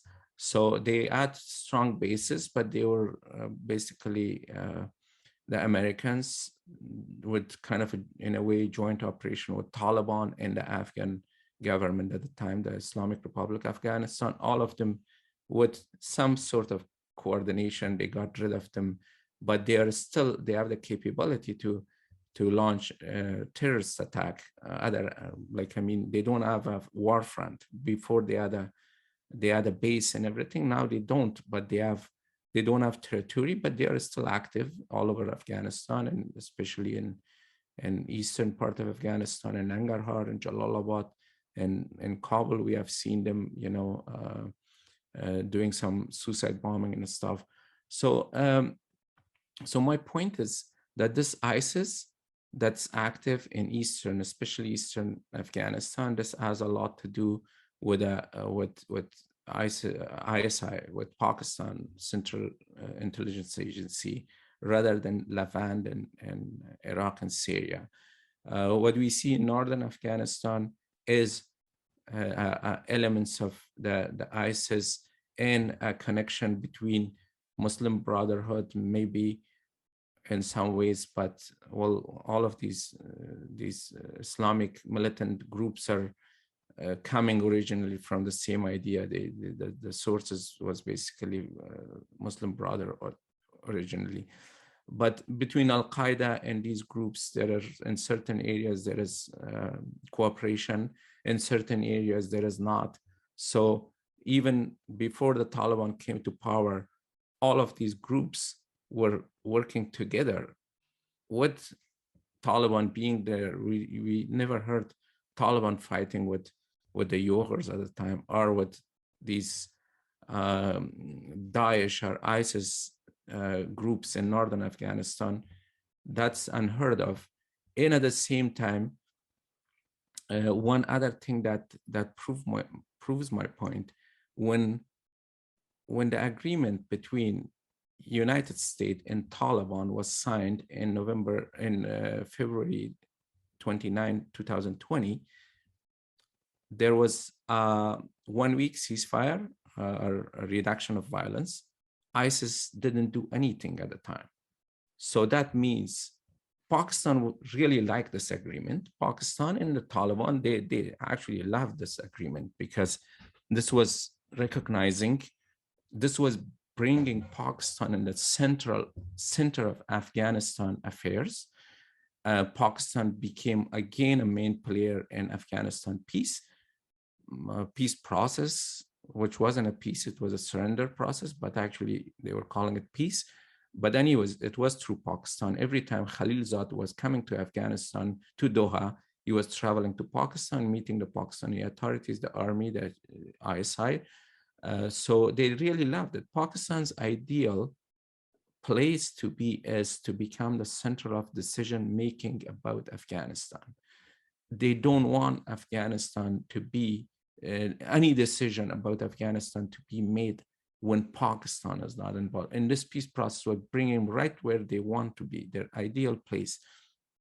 And also what happened in that agreement during I spoke about it, on the agreement, it was talking about a new government, establishment of a new government, and this is what Taliban wanted, withdrawal of US troops. So coming back to my point, when the reduction of violence happened in March of 2020, this was a time, if ISIS-K was separate from ISI of Pakistan, they would have done something to show, oh, you did sign a contract, but here we are going to show our existence. They did nothing. So 1 year went by, they did nothing. Nobody attacked a single US or NATO troop. Why IS didn't do that? ISIS-K didn't do that because, in my opinion at least, it is because they were under the same structure and they didn't want to disturb this peace process. So it shows that ISIS-K is within whoever is commanding, whoever is governing Taliban and the Pakistani policies in Afghanistan. It has to be within that. They didn't launch a single attack against Americans in the past year and a half. They didn't do anything until the airport incident, during the evacuation. This is the time when everything came out. Basically, Taliban came in power. ISIS was probably felt like they were cornered, or they were not part of this. Or Pakistan, ISI wanted to basically launch another group. They became active against a new government of Afghanistan. And like I said before, the new player, in my opinion, will be ISIS against the Taliban. So I see that incident in the airport and all of these explosions and suicide bombing that's happening in Shia mosques in the past 2-3 weeks, it is ISI launching another operation and again weakening Afghanistan, again not allowing Afghanistan to have a government, a system. Probably Pakistan feels threatened because right now Taliban has a lot of power, Taliban has a lot of weapon, and this is all the legacy, all the equipments, everything that was given to Afghanistan to the previous government is now in the hands of Taliban, and Pakistan probably feel threatens, and their connection, their diplomatic connection with other countries probably threaten Pakistan.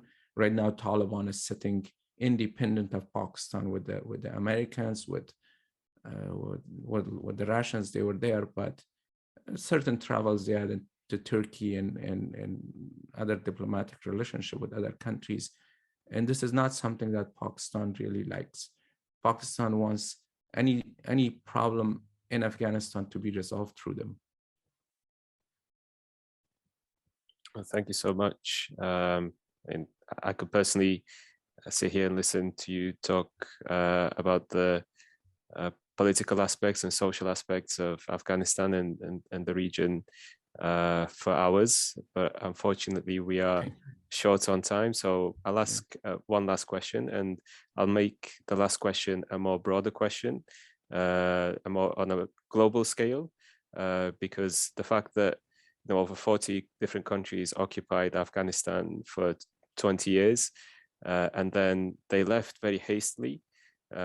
Like the Bagram Air Base was abandoned overnight by the US, and when the peace talks were signed, or the so-called peace talks were signed and concluded, the Taliban said, we'll respect your leave. We will not attack you. You can, obviously we have this timetable that you have to leave by, but we will respect it. So the manner in which US and NATO forces left so hastily would make it seem like they were under such a threat to abandon Afghanistan, that they left behind, as you mentioned, $85 billion worth of weapons and arms, and very sophisticated high-grade military equipment for this group to leave behind. And part of US foreign policy has never been to leave anything behind in the hands of people fighting for their liberation. And the government in Afghanistan that had an army that was around 180 to 200,000 in capacity fell to a Taliban army that would have, absolute max would have been around 100,000 in capacity. And Taliban were able to sweep the country in a matter of days. It was 11 to 12 days. They took the entire country. There were some clashes and some fighting, but largely without any kind of resistance against the government of Afghanistan at the time. And so my question in that sense is that, in your opinion, why do you think US would have left Afghanistan, given also that, Afghanistan is very rich in resources. It has, around 90% of the world's entire opium production takes place in Afghanistan, and given the geopolitical location of Afghanistan being in the center of Eurasia, being next to Pakistan, being next to China, both of which are nuclear powers, being next to another regional power, Iran, and being in close vicinity to the likes of Russia and India, who are also nuclear powers, and also having borders with, as we mentioned, the resource-rich Central Asian countries like Uzbekistan, like Tajikistan, and like Turkmenistan. And finally, in your opinion, how much of US policy in leaving Afghanistan is affected by the rise of China and this seemingly new Cold War that is being waged by the US against China? Yeah, so I don't believe on conspiracies, but I'm aware of the conspiracy theories. So if I want to believe this, but then it's kind of a conspiracy. So in my opinion, the way US was predicting, well, China, we are aware of the China Belt One, Road One initiative, and they are connecting Beijing pretty much to the whole world except America. So to Europe, to Central Asia, to Africa, to Middle East. So this is basically a huge project, and Afghanistan is on the way, and Afghanistan is kind of in the middle in a way. So, and the China-Pakistan economic corridor that as some of its routes are going through Afghanistan. It connects Afghanistan. One part of it is called Khyber Pakhtunkhwa economic corridor or something like that. And then the other one is Aahan corridor, which is connecting China to Pakistan, Pakistan to Chabahar and Gwadar, and Afghanistan to Gwadar, and then through Afghanistan to Middle East. So and Afghanistan, there was a prediction that the former Mujahideen, like Ustad Atta and then Northern Alliance and Dostum, and all of them will resist, will fight. There was prediction that the Afghan armed forces will fight. Everybody was expecting after the vacuum after withdrawal of US troop, there will be fight.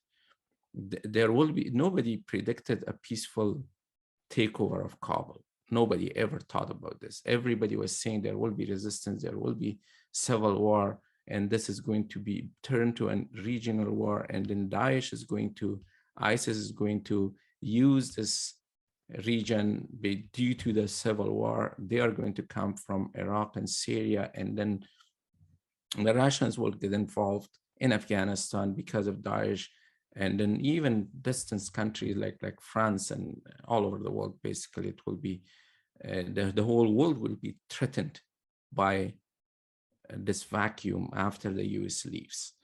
So this was a predictions, and towards the end, like a month prior to US troop withdrawals, or 2 months, the US generals and Pentagon started talking about collapse of government.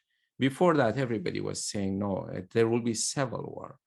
So if I was a conspiracy theorist, I would say the US left because to leave this area in chaos, and let the Afghan civil war become a regional war and eventually impact Central Asia, Iran, Pakistan, and even a war maybe between India and Pakistan because of the Mujahideen going to Kashmir and all of that.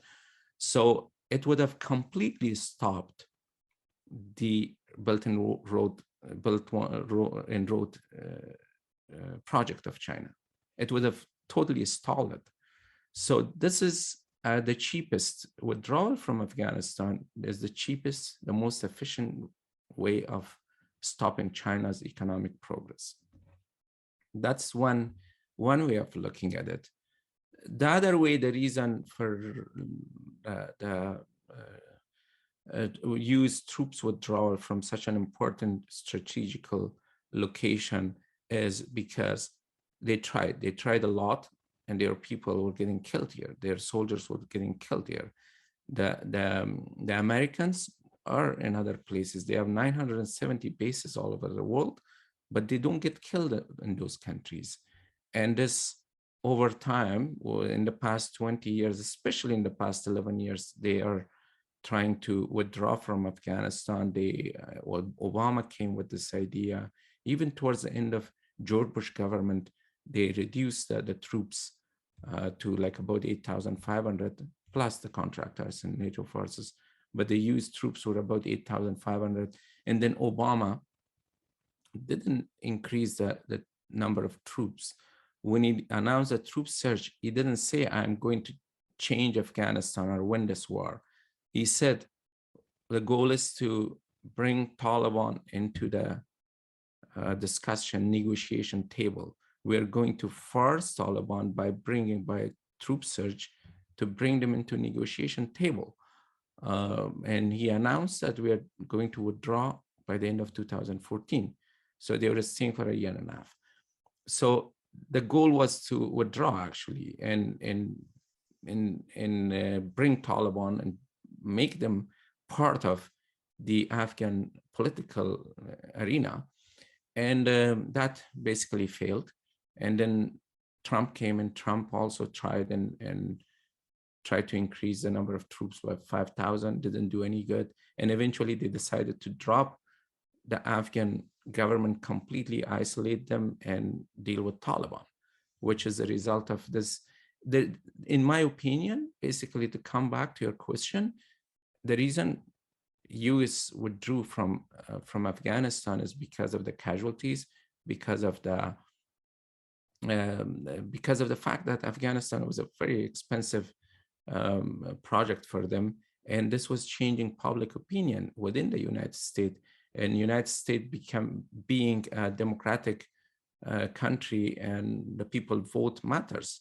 And both Republicans and Democrats, they don't want to lose vote, especially after Trump signed. Trump, during that election in 2014, the last US election, not this one that just passed, the one before, the Afghanistan war was a major, basically campaign, their campaign slogan, we are going to end this war. So the public opinion was firm to end this war. Even an ordinary American that had nothing to do with America, with Afghan war, they were aware of ending this war. This is the longest war. This is not a winnable war. So they didn't want to lose the vote. So both Republican, even though they want to stay in Afghanistan, even though they know the value, the importance of that region and the geopolitical impact of leaving in such an important time when China is becoming a very important country and a big player in the world.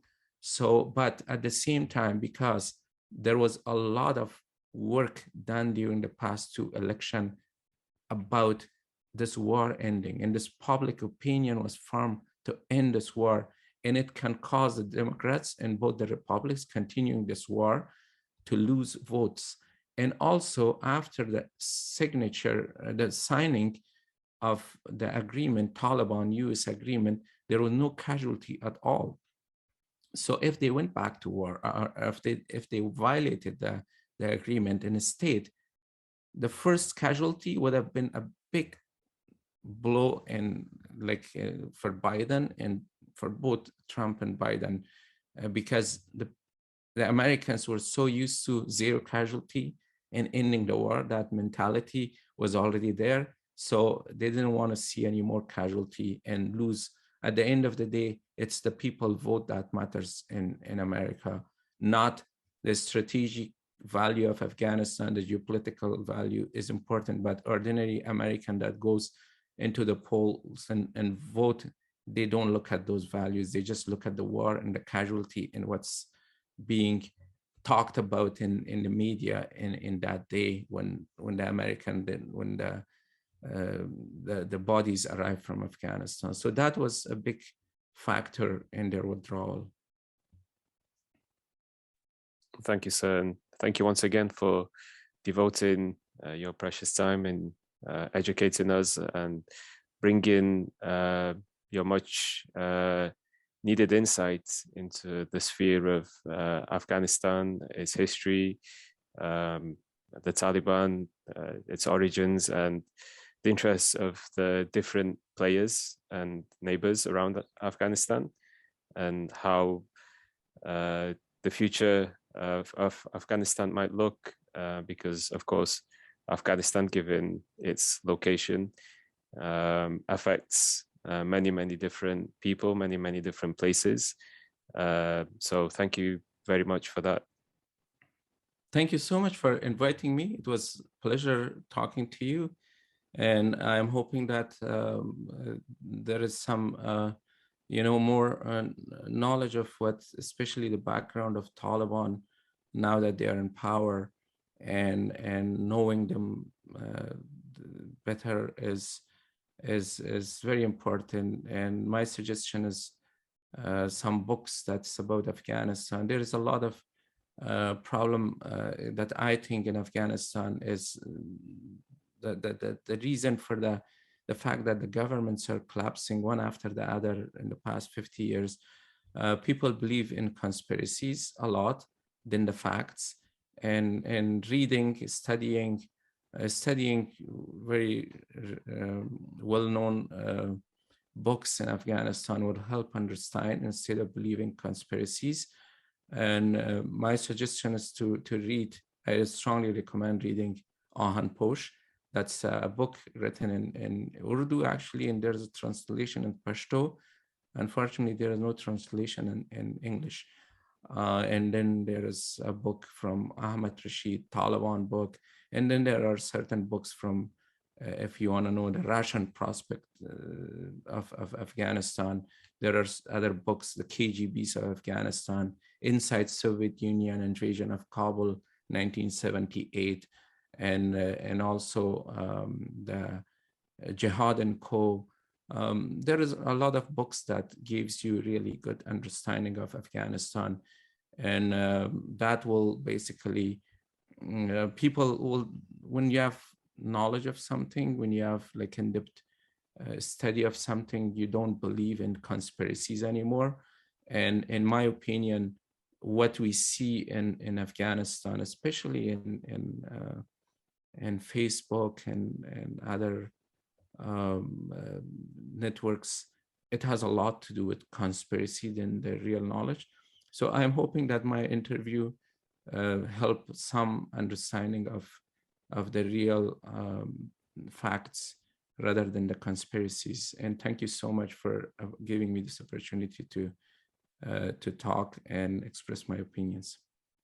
Of course, and what we'll do is link some of the books that you mentioned, or at least their names, in the description. So folks that come across the talk will be able to know what books you've recommended, and hopefully take an opportunity to read them. And also, if you have any blogs or anything, any Twitter handles you want to plug in, you're more than welcome to.